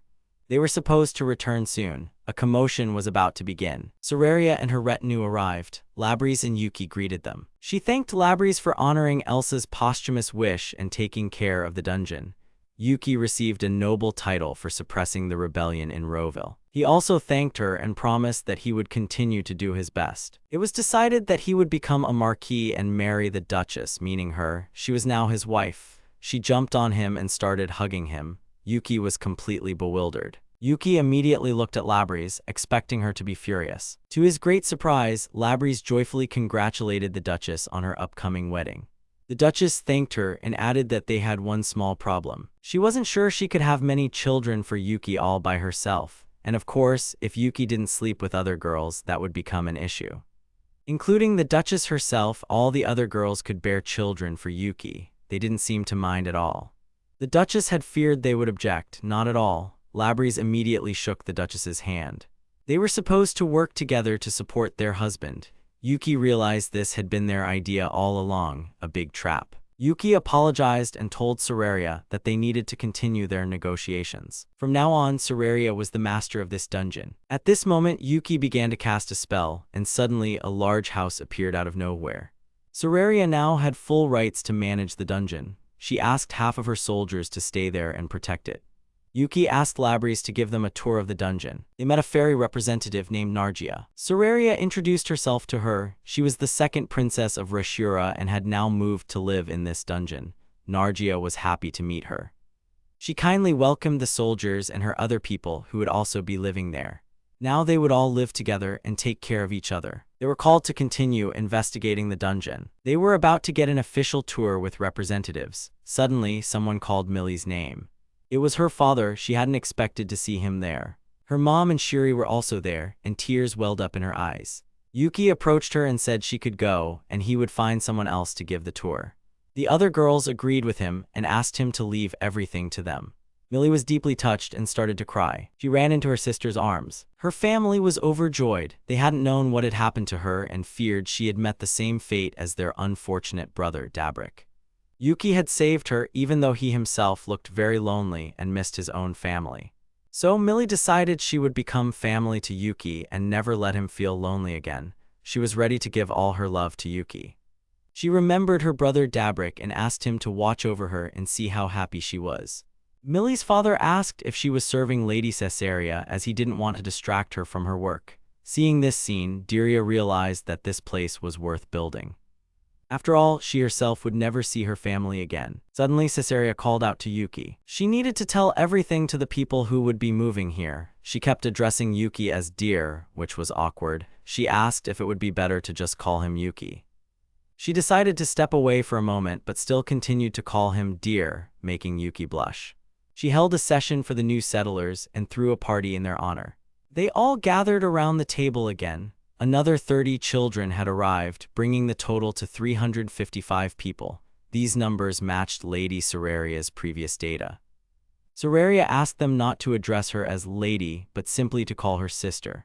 Someone mentioned that Sister Millie was missing. Yuki replied that she was spending time with her family. Hearing this, she was glad that Millie had finally reunited with her family. Soraria asked Asherin if she was sad that she couldn't meet her own family. She didn't remember her family at all, but she had her brother Yuki, her sister Elsa, and Soraria by her side. And that meant everyone there was her family. Of course, she was right. Soraria hugged her tightly and said that even if they weren't blood-related, they would always be her family. Someone suddenly interrupted the sweet moment and asked Soraria about a report. The sounds of clashing swords could be heard. Soraria and Diria were there too. Diria said that they seemed to have resolved everything. Diria's swordsmanship was very different from the others due to her unique abilities. But Diria didn't understand what the big deal was. It was simply that her status was much higher. She was indeed the Demon Queen. She didn't hide it. Since Diria had slept with Yuki, Soraria challenged her to a duel to reclaim her place. However, as always, she lost. She wanted to know Diria's level. Diria proudly stated that she was level 412. Soraria was, of course, greatly astonished. It was absolutely insane as she was only level 63. But then, how strong must her husband be to have defeated her? Compared to Diria, Yuki's way of thinking was completely different, and Diria hoped that as his wife, Soraria understood that. Diria admitted that she had been beaten by a slime that was a little distance away from them. Sararia found it quite cute. She just wanted to hug it. Sararia challenged Diria to another fight. She happily accepted and asked her to show her everything she was capable of. Sararia prepared to attack. It seemed Diria was also a pro at hand-to-hand combat. Indeed, it was the easiest thing for her. She smiled. This was another loss for Sararia. Asherin and the others admired their combat abilities. Sararia realized that even if Diria was the demon queen, she wasn't bad, especially since the children loved her so much. Sararia asked Asherin if she wanted anything. In response, Asherin shyly said that everything she wanted was already there. But she still had a dream. She wanted to marry her big brother Yuki. She smiled and said that was a wonderful dream. Yuki, of course, was not happy about it. Sararia thought there was nothing wrong with that. Another girl also wanted to marry Yuki. Sararia just smiled, picked them up, and said they would always be together. This was true happiness. Yuki didn't want to interrupt them, but he had something he wanted to ask. The higher the level, the stronger a person became. At least, no one had ever heard of someone getting weaker after leveling up. However, when you touched Diria's skin, it was very soft. It seemed like she had no muscles at all. Diria thought Yuki just wanted to lie down with her. He wasn't against it, but said later. He was surprised by how Diria stopped the sword with her fist. She thought it was because of her defense. Yuki was sure that regardless of how soft her skin was, the attack should have caused some damage. Yuki still didn't understand. He wanted to learn more about divine powers. A person's power scale showed their level. Nevertheless, no matter how high the stats were, it couldn't change the texture of the skin. Scientists in the past had researched this but still couldn't find an answer. In other words, it obeyed human laws, which meant it was something divine. But even so, scientists managed to understand some things. When the difference in power was very large, like between Sararia and Diria, Sararia's attacks couldn't harm Diria. That's why legendary heroes could fight multiple enemies at once and take no damage. A carriage was traveling down the road. The journey felt boring to her. Yuki was sleeping right beside her. She didn't understand why Yuki was even there if he was just going to sleep the whole way. The knight next to her mentioned that Lady Sararia had arrived yesterday. Yuki was there to conceal the fact that he was protecting her. Even though the dungeon was still within Sararia's territory, it was quite dangerous. Yuki really had a lot on his mind. He looked incredibly tired. Suddenly, he slumped onto her and continued sleeping on her lap. She just smiled. He really did work very hard. He could have ignored her problems and stayed in his dungeon, but he chose the difficult path instead.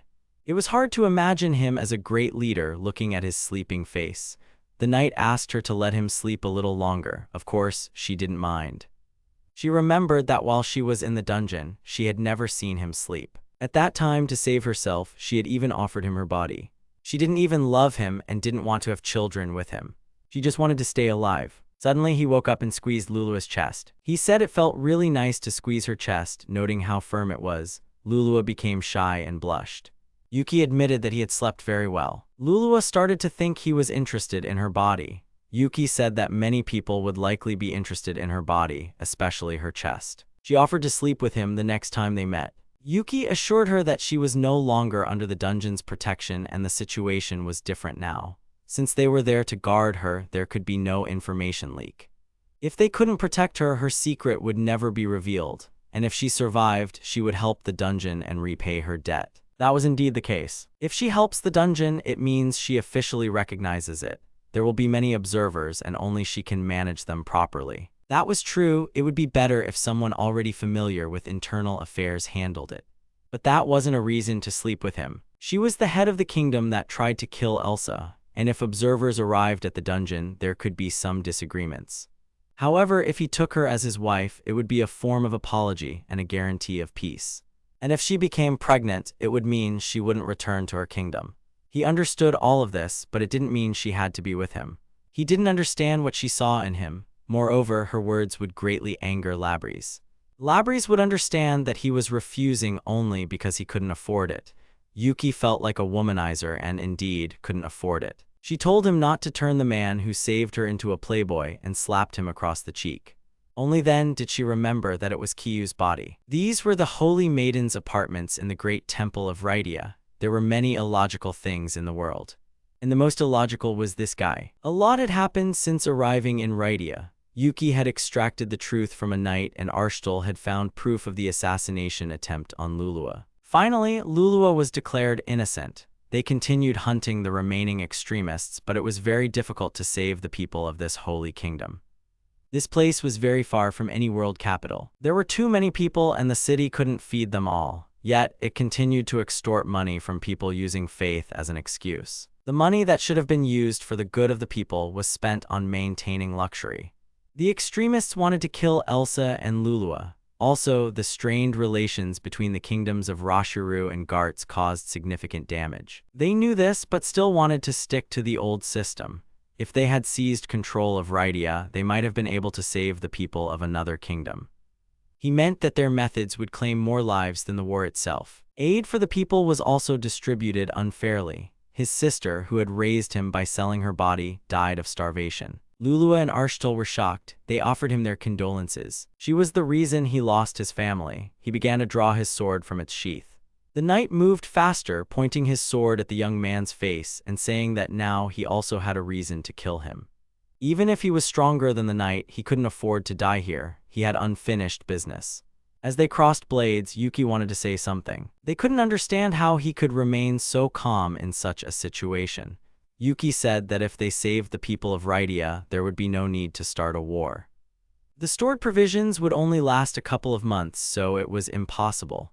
The knight noted that any conversation with Yuki could go wrong. Yuki approached the young man and asked his name. His name was Crack. He also introduced his friend Dest. Yuki offered them a job, saying he could easily solve their problems, unlike these saints. Crack didn't believe him. But he needed a couple of months to prepare, and he needed the saints' help. Arshtal said they didn't have the resources to relocate everyone. Lulua vouched for Yuki. Crack and Dest thought he was crazy, but for some reason they believed his words. Yuki walked over and broke Crack's sword, saying that he would either deal with them like this sword or they would believe him. Crack was speechless.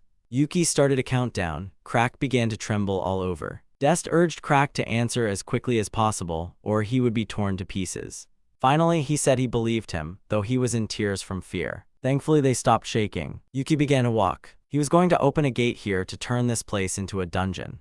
The knight suddenly got a stomachache. Yuki opened the book and found the page about dungeon creation. Mob was asked if he wanted to say anything to Yuki. He declined, as everything turned out fine in the end.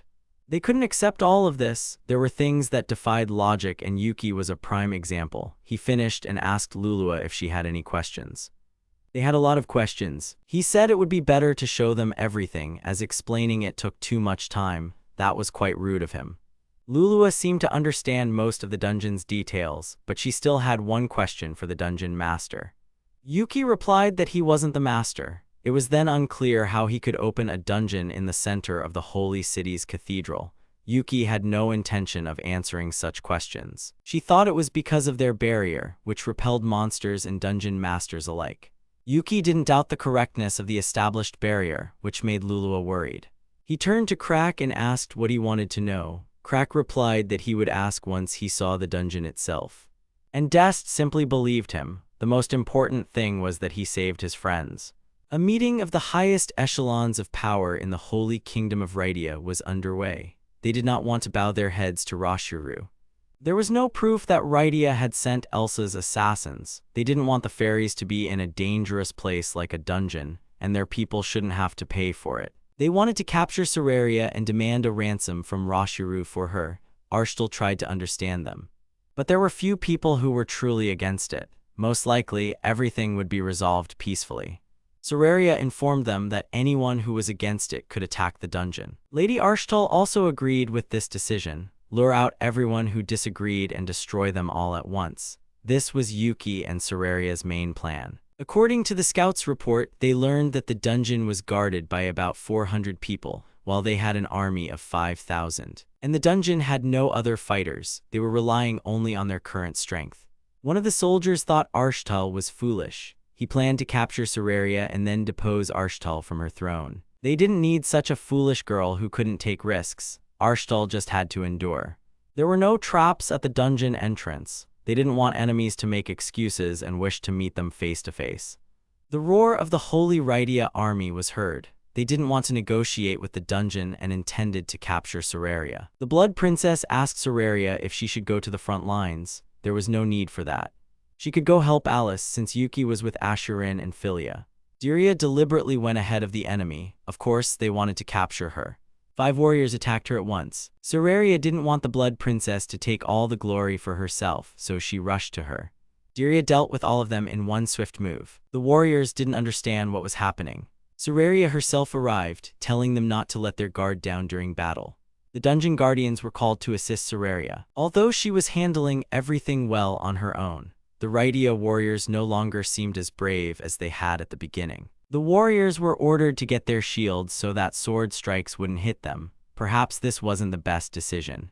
Sararia couldn't hit one warrior. He was very surprised and ordered the others to surround her with shields and kill her with spears, but it was already too late. She was already standing in front of him. There was no time to explain everything. She easily pierced him with her sword and moved on. She couldn't let Diria take all the glory. Normally, she didn't kill people who had already lost the will to fight, but now everything was different. She was doing this for her people. Sararia finally reached Diria, who explained that she had been attacked while just passing by. Suddenly, a scream echoed. They couldn't understand why Diria was so strong, which was to be expected. No warrior could ever defeat the Blood Princess. After all, she was the Demon Queen. They didn't believe her. Why would the Demon Queen fight for Rashiru? The Demon Queen could only bring destruction. He shouldn't have said that to Diria. Sararia was furious and wanted to cut him down. He took it as arrogance considering he was a level 49 warrior, but that didn't matter anymore. One sword strike and it was all over. She was already level 122. Sararia had trained hard and prepared for this fight for a long time. Sararia inquired about their casualties. There were only 3 seriously wounded and 5 with minor injuries. She ordered all the wounded to be taken to the back and healed with potions. Now Diria was finally going to help Alice. Sararia thought she was just worried about their husband. However, there was no need for that as he was much stronger than her. Suddenly, someone called out to Sararia. They were waiting for the next order. Normally, they would have attacked their defenses. Sararia asked what Kyaru herself thought about it. She believed their opponents were no match for them. She could relay this to the other soldiers via the long-range communication device. Sararia didn't know how to use it. She ordered everyone to attack their main group. Alice's squad was already heading towards them. Someone asked about the wounded. The central squad had wounded, but no one was killed. This was definitely a victory. Yuki contacted Sararia. He became worried when he saw both of them on the front line. He asked them not to do that again and to retreat if anything went wrong. Everyone started to admire Yuki. He seemed very cool. Sararia also appreciated this gesture of care. After that, Sararia ordered all squads to advance on the main group of enemies. Once they closed in on the enemy, they could destroy them at will. The right flank moved towards the enemy's left flank. Many of the soldiers were volunteers who had come from Rashiru. For 2 whole weeks, they had been leveling up. They believed in the dungeon, and now the dungeon was obligated to protect them. The order was not to charge and head first. They had to wait for a face-to-face encounter. Alice asked Diria to stay by her side at all times, just in case. Even with Diria nearby, she felt a certain fear. The dungeon was completely protected from the inside. Nevertheless, she was afraid she might be captured or that someone among the enemies could disable the dungeon's defenses. Does Yuki always have these kinds of thoughts when he fights enemies? Everyone in the dungeon was watching them. The stronger they were, the more protected the dungeon residents felt. This battle was very important in every sense. It was time to give the order to the archers in the back. Alice gave the archers the command to attack. Someone was far behind the vanguard. That was very naive. Riel easily took the head of the enemy general.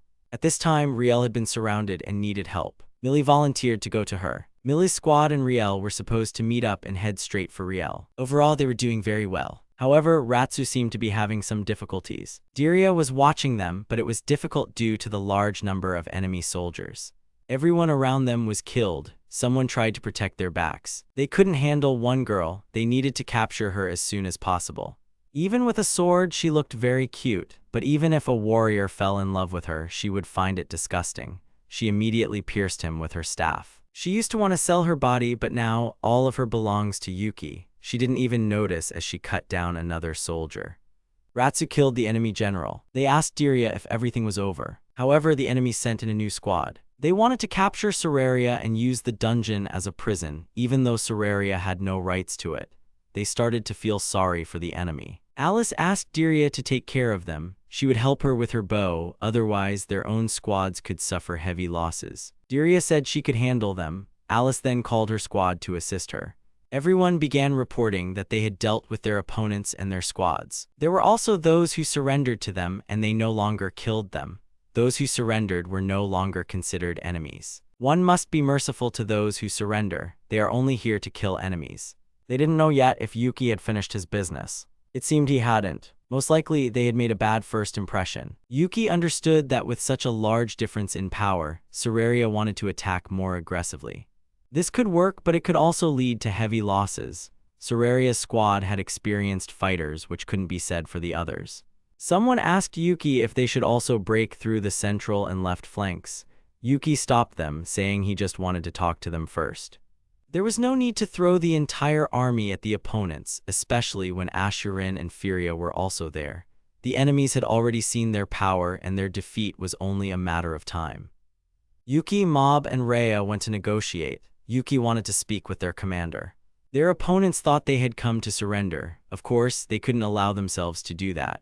Yuki's central and left flanks were heading towards the enemy, and only if they lost would Yuki be willing to surrender. For now, he wanted to maintain the status quo. But if the enemies wanted to fight, they left Yuki no choice. He had military power in the form of goblins and slimes.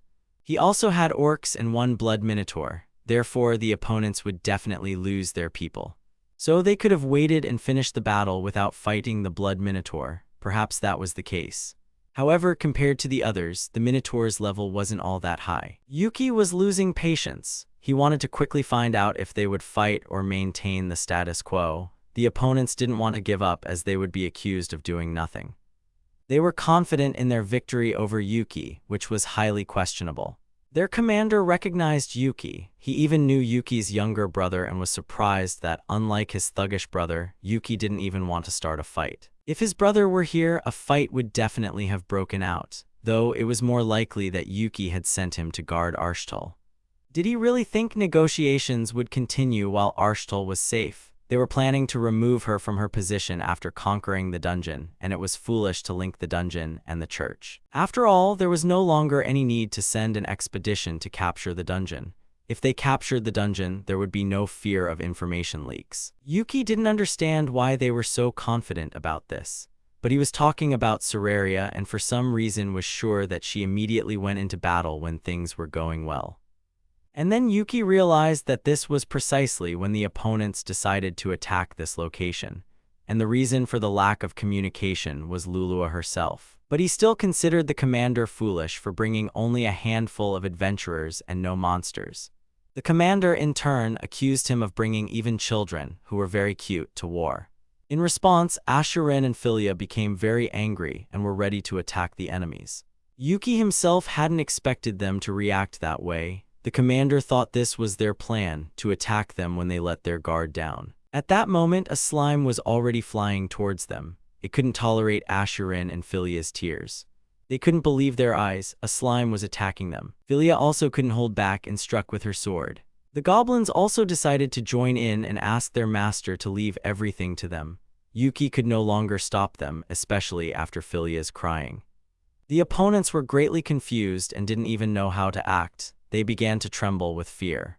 Someone barely managed to crawl away, his legs having been cut off. But cutting off his legs wasn't enough, so they decided to finish him off. He was meant to suffer in pain until he died. Philia screamed at the enemies to prepare to die, for they had dared to touch what she loved. And of course, all of this was because of Yuki. Mob asked Yuki to stop them, but it was impossible. They would have crushed Yuki too. If anyone else had tried to stop them, they would have been turned into mincemeat because it was all Yuki's fault, even though he didn't want to admit it and blamed the enemy. Meanwhile, Asherin was crying profusely. Philia rushed to her, ready to kill anyone who dared to touch Asherin. Ma began to beg Yuki to stop the insane bloodshed. Philia still wouldn't stop. Yuki started walking towards them. First, he needed to calm Asherin, whose crying was enraging all the monsters. He tried to convince her that he was fine, but she wouldn't calm down. After all, those people had said bad things about her big brother, and she couldn't forget it. He contacted Sararia and the others. Yuki couldn't stop the monsters. Sararia immediately heard Asheron's battle cries. Yuki calmed her down by saying that she was okay. He explained the situation and asked them to take everyone who decided to surrender off the battlefield. Otherwise, the monsters would kill them all. Philia and Labries were also furious. They realized that someone had insulted Yuki. Asheron explained to them why they were angry. Yuki's brother had been called stupid and brainless. This was unforgivable. Her big brother was kind and he had saved them. Her big brother, who worked so hard to make them all happy, couldn't be stupid and foolish. And Asheron started crying even more. They asked Yuki to come over and calm Asheron down, but at that moment Sararia herself got angry. She declared that they would no longer accept anyone who surrendered. Every single one of them had to be killed. Her command was heard. They stopped accepting surrenders. If Asheron was crying so much, it meant the opponents had deeply insulted Yuki, and they couldn't tolerate that. The situation got even worse. Now no one would be saved for sure. Eki didn't know what to do. Sararia was furious. Everyone was terrified of her. It seemed they had lost all their courage in her presence. Arstel from Rydia wanted to speak with Sararia, but one of Sararia's people thought it was a trap. He couldn't believe that such a young girl could destroy their entire army. Sararia was ready to kill him right then and there. She drew her sword. She cut him in half. Sararia called out to Arstel. She was ready to accept this fight as part of today's attack, just for her. This guy was from the opposition anyway. She asked Arstel to hurry up and finish dealing with the refugees. Sararia promised she would fulfill her part in a week. Sararia left, telling Arstel not to be late. Arstel asked the others if they were against negotiating with the dungeon. Everyone agreed. They were even willing to give Sararia all their money and possessions. That's how the entire massacre ended. A whole month had passed since that battle. Every week, new refugees arrived at the dungeon. Sararia now had a lot on her plate. The day for the dungeon evaluation arrived. A meeting with the Adventurers Guild was scheduled for after lunch. Sararia was asked what a dungeon evaluation entailed. Every dungeon had its own level, determined by the guild. Adventurers would decide which dungeon to challenge based on its level. First, they would interview the dungeon itself to learn its level. Then, they would send adventurers to assess it personally.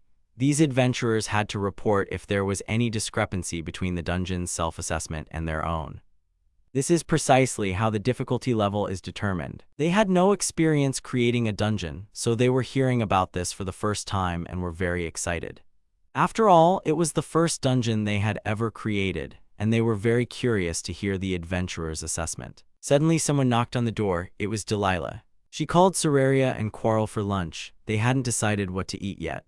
They decided to go to a conveyor belt sushi restaurant. Quarrel didn't know what sushi was, but was very eager to try it. At the Adventurers Guild, everyone was happy that their small dungeons had finally started operating. Of course, Sararia had reprimanded them after that battle when they couldn't stop the monsters. But on the other hand, they had worked incredibly hard to finish building these dungeons.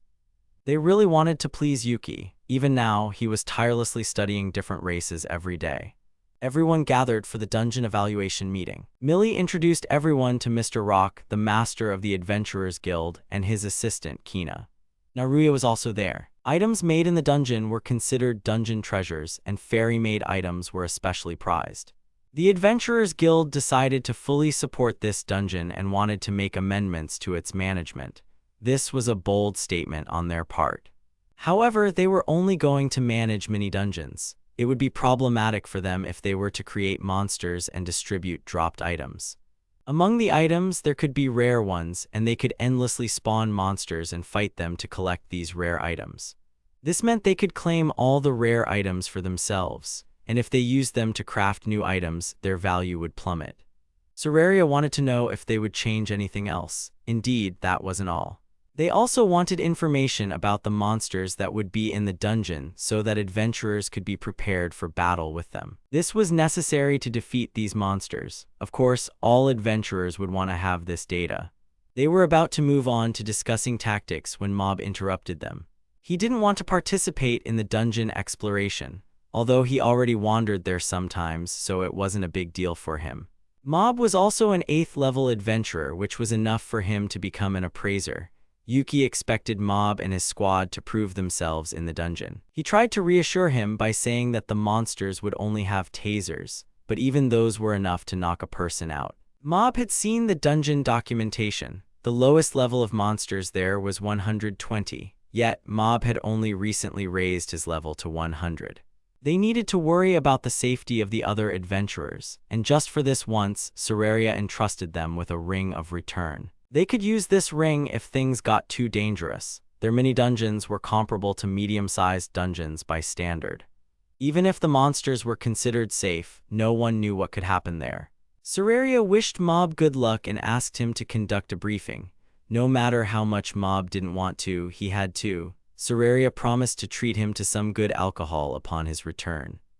Mob introduced himself to the adventurers. They had been specially selected for this task.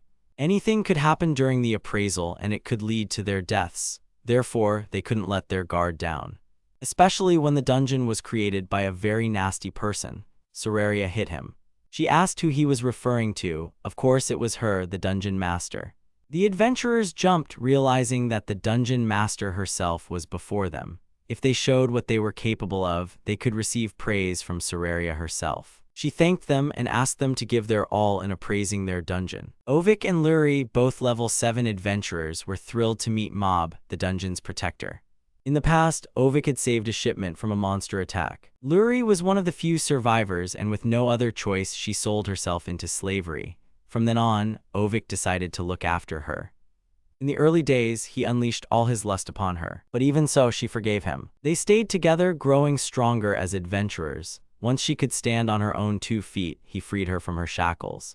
Even after being freed, she chose to remain with him. They were very surprised to be given such an important mission, especially since this dungeon belonged to Lady Soraria. It would have been better if they could have invited their adventurer acquaintances from Lumiere, but this mission was confidential and only concerned the kingdoms of Roshuru and Raitya. They eventually found the dungeon entrance. Even though it was only the first floor, they knew they couldn't let their guard down. They had just entered but were already in shock. The dungeon contained an entire city. Ovik couldn't understand what was happening. Luri suggested they find the next floor, but they had no idea where to go. They decided to follow the road until they reached a forest. Suddenly, Ovik heard something and pulled Luri behind him.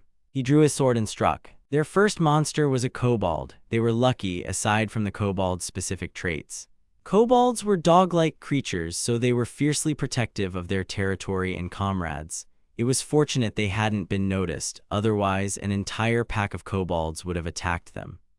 Most likely this kobold was a stray. They would have immediately spotted a pack of kobolds, and kobolds were a weak species. Still, they couldn't afford to lose their vigilance. Suddenly, a noise erupted and the ground shook. It seemed something large was approaching them. It turned out to be the adventurers who had desperately wanted to impress Soraria, and now they were fleeing from a pack of kobolds. They were screaming and begging for help. Yuki and Soraria were at the Adventurers Guild, and there were some issues. Some adventurers had already returned from the dungeon, severely wounded. Yuki and Soraria were very surprised, as less than an hour had passed and the first floor was guarded by harmless kobolds. They had to get to the bottom of it. Ovik and Luri were with the injured. They were asked to explain what had happened in the dungeon. Torre and Riel were also there, which greatly surprised them. Millie asked if they knew each other. It turned out they had once been adventurers together. Ovik continued, explaining that after entering, they ran into this group. They likely made a lot of noise after defeating one kobold. He asked Luri to use magic to hold off the kobolds. Meanwhile, they used a ring to return. Instead of running from them, they should have used the ring immediately. They probably forgot about it, even though they were level 6 adventurers. Soraria asked Yuki about the condition of the injured. It seemed there was nothing serious. One of the adventurers approached Soraria and asked about rumors that she would choose a fiancé from among the adventurers. She apologized and said that was in the past. She had already found a husband. She put her arm around Yuki. Hearing this, the adventurer fainted. Even if it was the bitter truth, they had to know it. The next day, another adventurer stopped Yuki and asked if he was Soraria's husband. He silently agreed. The adventurer said Yuki didn't look like someone who could wield a sword. However, he was skilled with magic and quite good at it. Everyone started praising him. But he was still just an ordinary official to an adventurer. He was indignant because Soraria wanted a husband who would be stronger than her, and he truly was. He had saved her life. She couldn't have found a better husband than him, but the adventurer couldn't believe that some official was stronger than her. He challenged Yuki to a duel. Yuki said he didn't want to, which surprised the adventurer. Soraria answered for Yuki, stating that he would fight. This was a good chance to show off his strength, or perhaps Soraria just wanted to see his close combat skills at least once. She had been working towards this since yesterday and couldn't let him refuse, which, of course, infuriated Yuki. They moved to the training ground, ready to battle. Yuki wasn't feeling his best, but Soraria assured him that even that wouldn't stop him from winning. Soraria always cut off his escape routes. The second raised his hand, ready to begin. The fight started. The adventurer couldn't understand why Yuki had also chosen a sword. He thought that neither an official nor any mage could handle such a sword. He had barely swung his sword when Yuki quickly dodged, which surprised him, but that wasn't all. Yuki easily evaded his attacks. Soraria was probably telling the truth, but he still felt physically stronger than Yuki. He swung his sword hard, intending to end it all, but Yuki just smiled faintly. With a single punch, he sent the adventurer flying. The match was over, and the winner was, of course, Yuki. Lulua was captivated by her husband, but Soraria quickly snapped her out of it and asked her to heal the adventurer as soon as possible. Yuki was glad that it was finally over. Suddenly, a commotion arose. King Rishira had arrived, which was unexpected. Soraria went out to meet them. She greeted her older sister, Arya, and her father. Her sister already knew that Soraria had done something outrageous. The king wanted to know why his son-in-law hadn't come out to meet him personally. Soraria tried to act like she didn't understand what he was talking about.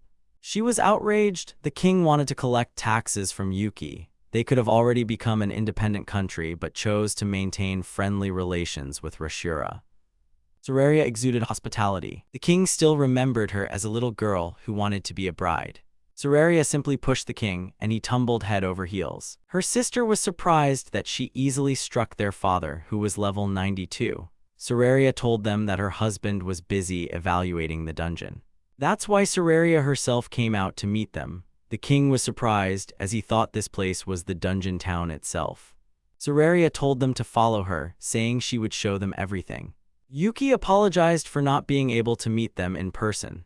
He was swamped with work and had to maintain the status of a marquis, which the king himself had bestowed upon him.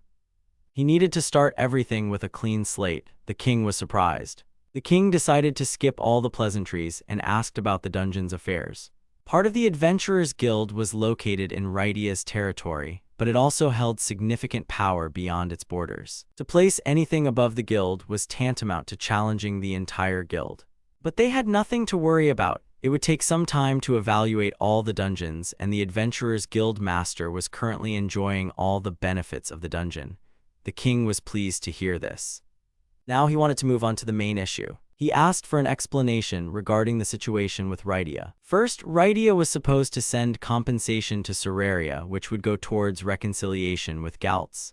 The king had no problem with that. The problem was elsewhere. The king slammed his hand on the table and asked why they had decided to unilaterally show hostility towards Rydia. That battle was a complete victory for Soraria. The losers offered all their property to the dungeon, which was then sent to Rishira as compensation for Galtz. According to the plan, the Demon Queen was supposed to be blamed for everything, and then both sides would have suffered damage. Otherwise, both countries would be paying compensation, creating a vicious cycle. Given the whole situation, they decided to immediately send compensation to Galtz and use the remaining money to rebuild their country. The king and Arya wanted to see Lulua's death and for the war to continue. They came to claim the compensation intended for Galtz. Soraria stated that Lulua was here and they needed to execute her, then send her head to Rydia. Arya didn't believe her words.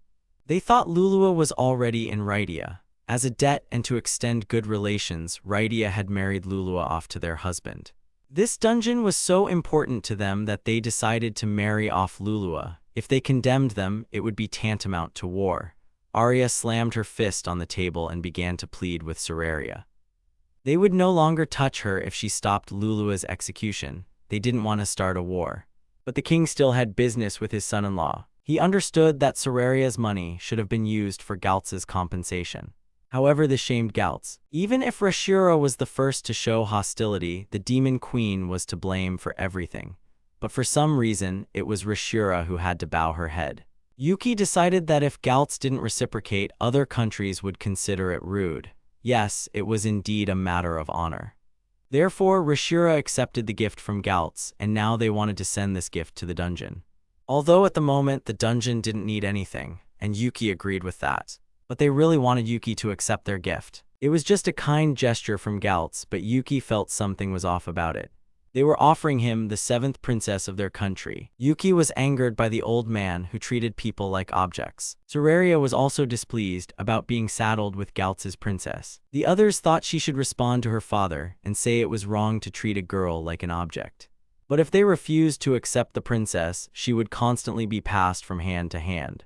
Lulua understood the king's predicament. If word got out about Lady Elsa, they would no longer be able to control those who admired her in Rashira. However, some still didn't grasp why marrying Yuki would solve the problem.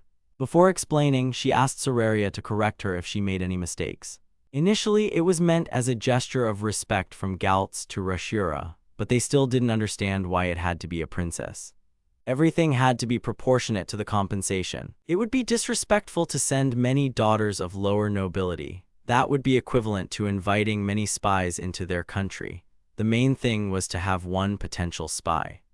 Imagine if the dungeon had to apologize to someone. Between Riel and Suraria, who would be a more suitable gesture of respect? That's when Riel realized that when someone of the highest status arrives, it carries significant weight. But having a princess as a princess was also problematic. If they treated her poorly, Galtz might visit Rashira for an inspection. However, marrying Yuki would confine her to this dungeon. Moreover, Yuki already had wives in Suraria and Lulua, meaning she wouldn't be able to object to her partner. It was also strange that the king came to discuss this specifically, rather than matters with Rydia. Indeed, the country already had enough problems. And Suraria didn't like the idea of another woman appearing next to her husband. Lulua also wanted Yuki to spend time with her. She would be upset if the princess got pregnant by him first. If Yuki did that with the princess, then the others could do the same with him. The newlyweds were supposed to be accompanied by a maid to confirm the act had taken place. Refusal would be an insult, meaning it would have to be done regardless. This meant they could start making love with Yuki. They could even accuse Yuki of not wanting to do it with them. This was an unexpected weakness, and a chance that they all might come to love Yuki. They needed to calm down. They also needed to consider the dungeon, otherwise it would be impossible to convince Yuki. It seemed Torai wanted to get to it outdoors as soon as possible, though she refused to admit it. Yuki walked along deep in thought. It was impossible not to touch the princess. It was part of the negotiations. But if the girls found out he had done it with the princess first, they would have killed him. He had reasons not to end his life. He was at his limit now. He sent a letter to Luna. Whether he would make love to Suraria and the others depended on her reply. Princess Galtz didn't have her own place. If she came to Rashira, she would only know one place. That's why the dungeon was the perfect spot. He didn't hide the dungeon's internal politics. On the contrary, they used immigrants for advertising. He wasn't sure if this method of convincing people worked. That was it. He had to make up his mind and bow his head before them. He went to the girls and fell to his knees. He confessed that he had to accept the princess and promised that from that day on, he would do it with each of them. They all shouted in unison that they forgave him. Yuki was clearly confused. He had expected a different reaction.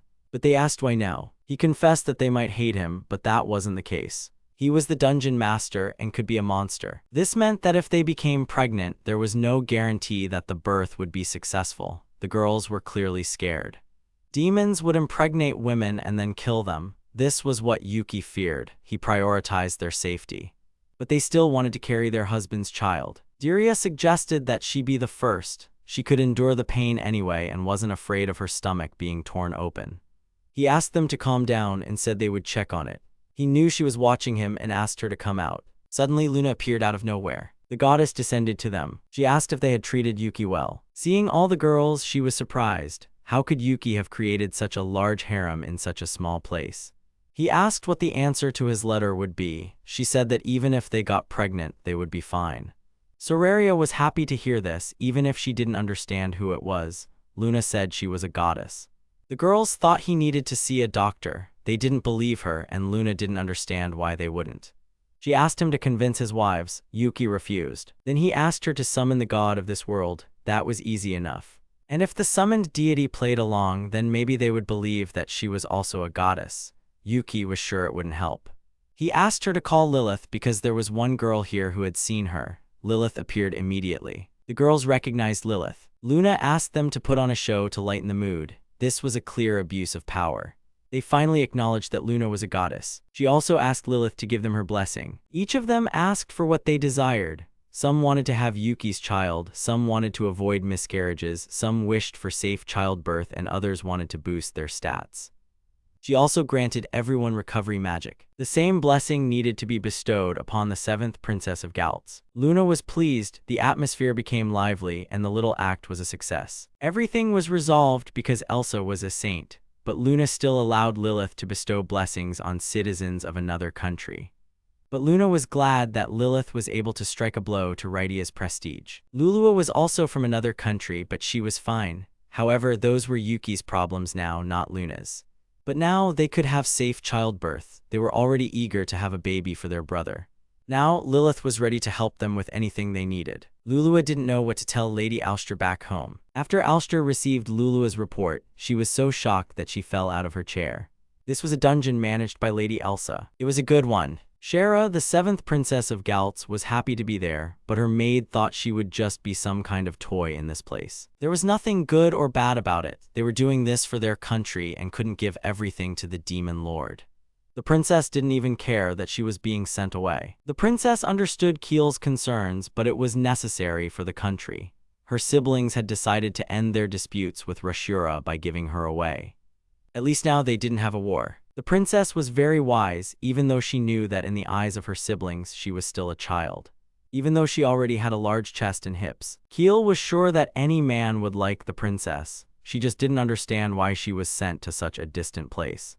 Rashura didn't understand how to deal with them. You couldn't just easily let someone into the royal family, as there was a risk they could be a spy. And most likely this spy was in the dungeon. They both didn't understand the technology of this dungeon. Such technology didn't exist in Galtz. Were such technologies present throughout Rashura or only in this dungeon? Suddenly, Kiel screamed very loudly. Lilith walked in and asked the princess if she was Yuki's fiancée. Shara nodded affirmatively. Lilith also introduced herself. They couldn't believe she was the goddess Lilith. They were curious why she had come here. Lilith wanted to help Yuki. Yuki was supposed to become the princess's husband, but they still didn't understand why a goddess would help him. Yuki was the one destined to save this continent. However, it would be difficult for him to do it alone. That's why she wanted the princess to support him and give him her blessing. Now Shara was the support for saving the continent. She was about to ask Lilith something. But suddenly Lilith vanished. So the man Shara was going to marry had been blessed by the goddess herself. She eagerly looked forward to meeting him. The king was very disappointed. He hadn't expected Soraria to be so angry. He had only established a connection with Galtz for the sake of the dungeon. He just wanted to leave and pretend there were no issues with Galtz's princess. Yuki was surprised. Soraria stopped the king and announced that they would accept Galtz's 7th princess. The king turned around and hopefully asked his daughter if she forgave him. She wasn't going to hate her father. On the contrary, to some extent, she was happy with the proposal.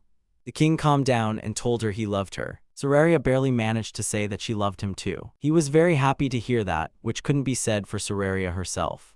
It turned out that the princess herself really liked the groom and didn't want any other marriage. Yuki knew this was all due to Lilith's influence. This meant Soraria could have simply avoided all those speeches. The king was still happy, but Soraria was already angry. Yuki barely managed to restrain her. Thus, Princess Galtza was to become their concubine. Since Soraria had rebelled so strongly, she wouldn't receive a reward, but he still wanted to reward his son-in-law. All the knights began praising Yuki in unison. They were sure he would make a good husband. Yuki, however, felt like he was being forced into all of this. There was a knock and Princess Shara entered. She immediately bowed her head to Yuki. The king said that Lady Shara didn't need to be so courteous with her future husband. But it was important to her, and she was about to tell them about Lilith. Suddenly, Yuki lifted her up and told her she was very beautiful. Others didn't understand how people could like rabbit girls. They needed to calm down. The king asked Shara what she wanted to say. Yuki didn't let her say a word and kissed her. The king thought they both liked each other. It was a good match. Shara seemed tired. She needed to be escorted to her room. Shara was on her knees. She apologized. Soraria said she didn't have to bow. Yuki was just trying to stop her from telling the king about Lilith. Everything was fine. Even if Sararia was the main wife, no one would think that the other concubines were also blessed. But her husband was the savior of the continent, and this was to be expected. Just recently, he had protected her from making a mistake. Her husband was so kind to her. Shara continued to cry. She thought Yuki wouldn't want to take her now. Yuki looked at her and comforted her. He said he needed her. Shara clearly didn't expect this. She apologized again for all the trouble she had caused. Everyone makes mistakes. The important thing is to learn from them. To Yuki, Shara seemed like a really good person who would be able to move forward. Shara was very happy and thanked Yuki. Lilith was right. Yuki truly was the one who could save this continent, and Shara was ready to help him do it. But she wondered how Lady Lilith had managed to recognize Yuki. He said he had simply become a dungeon master, and that Lilith being some kind of goddess was a lie. They wouldn't have believed him if he had said that a goddess brought her here. But if they hadn't seen Luna in person, they would have thought both of them had gone crazy. Now they understood why Yuki hadn't returned to his hometown. He had to save this continent.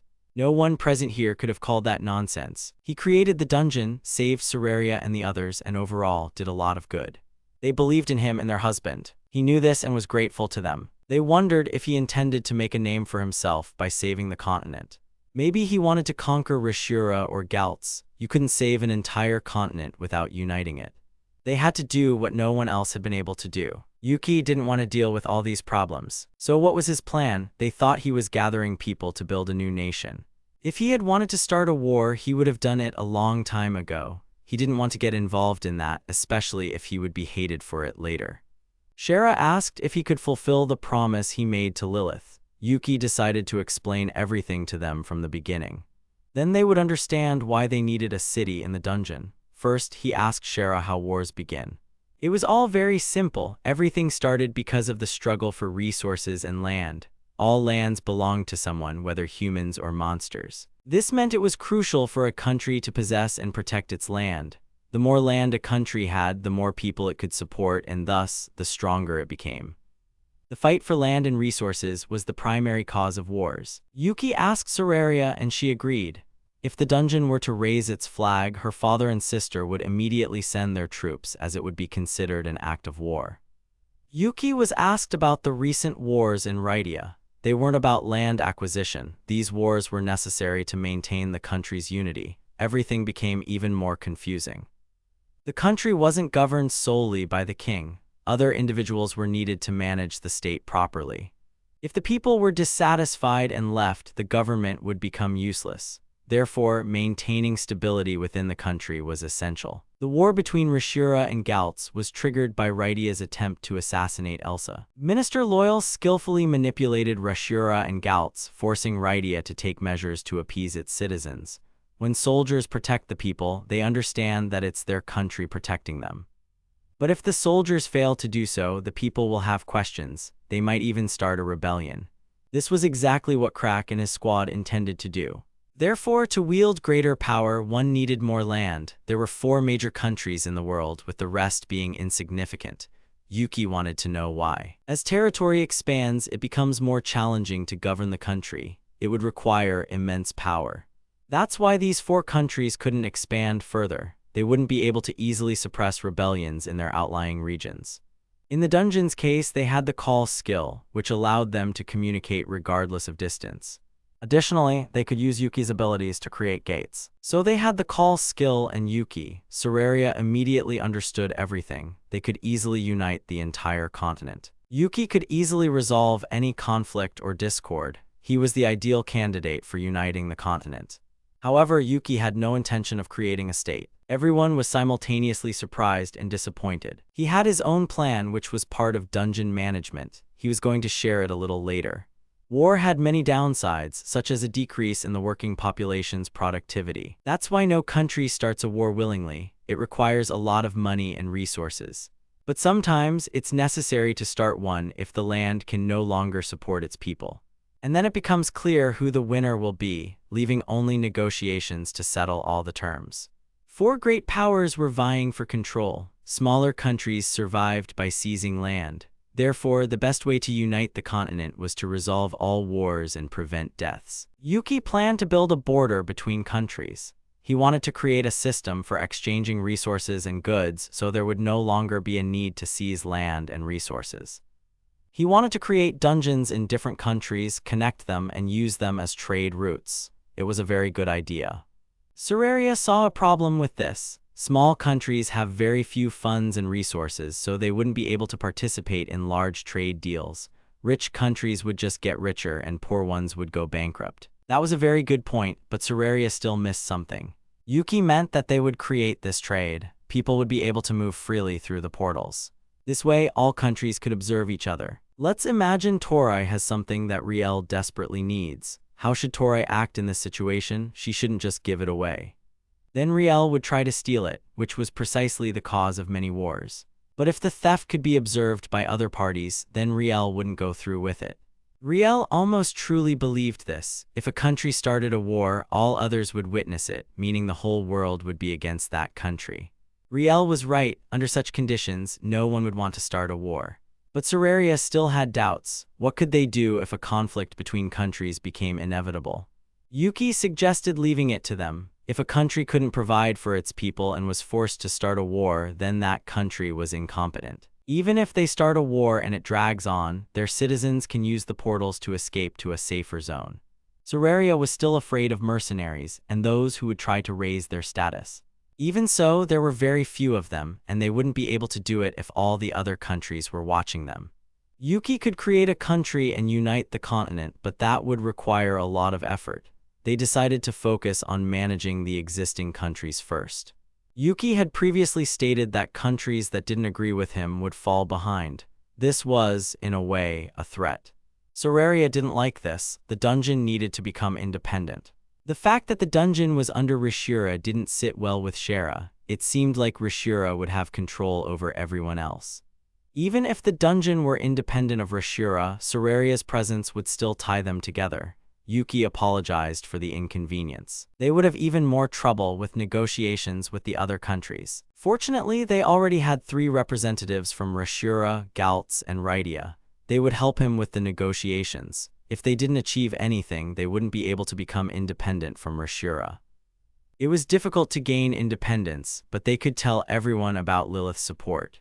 Suraria's father would be happy about this. After achieving success and capturing territories, they could call themselves an independent country. They could only convince their inner circle, but they could also gain recognition through massive development.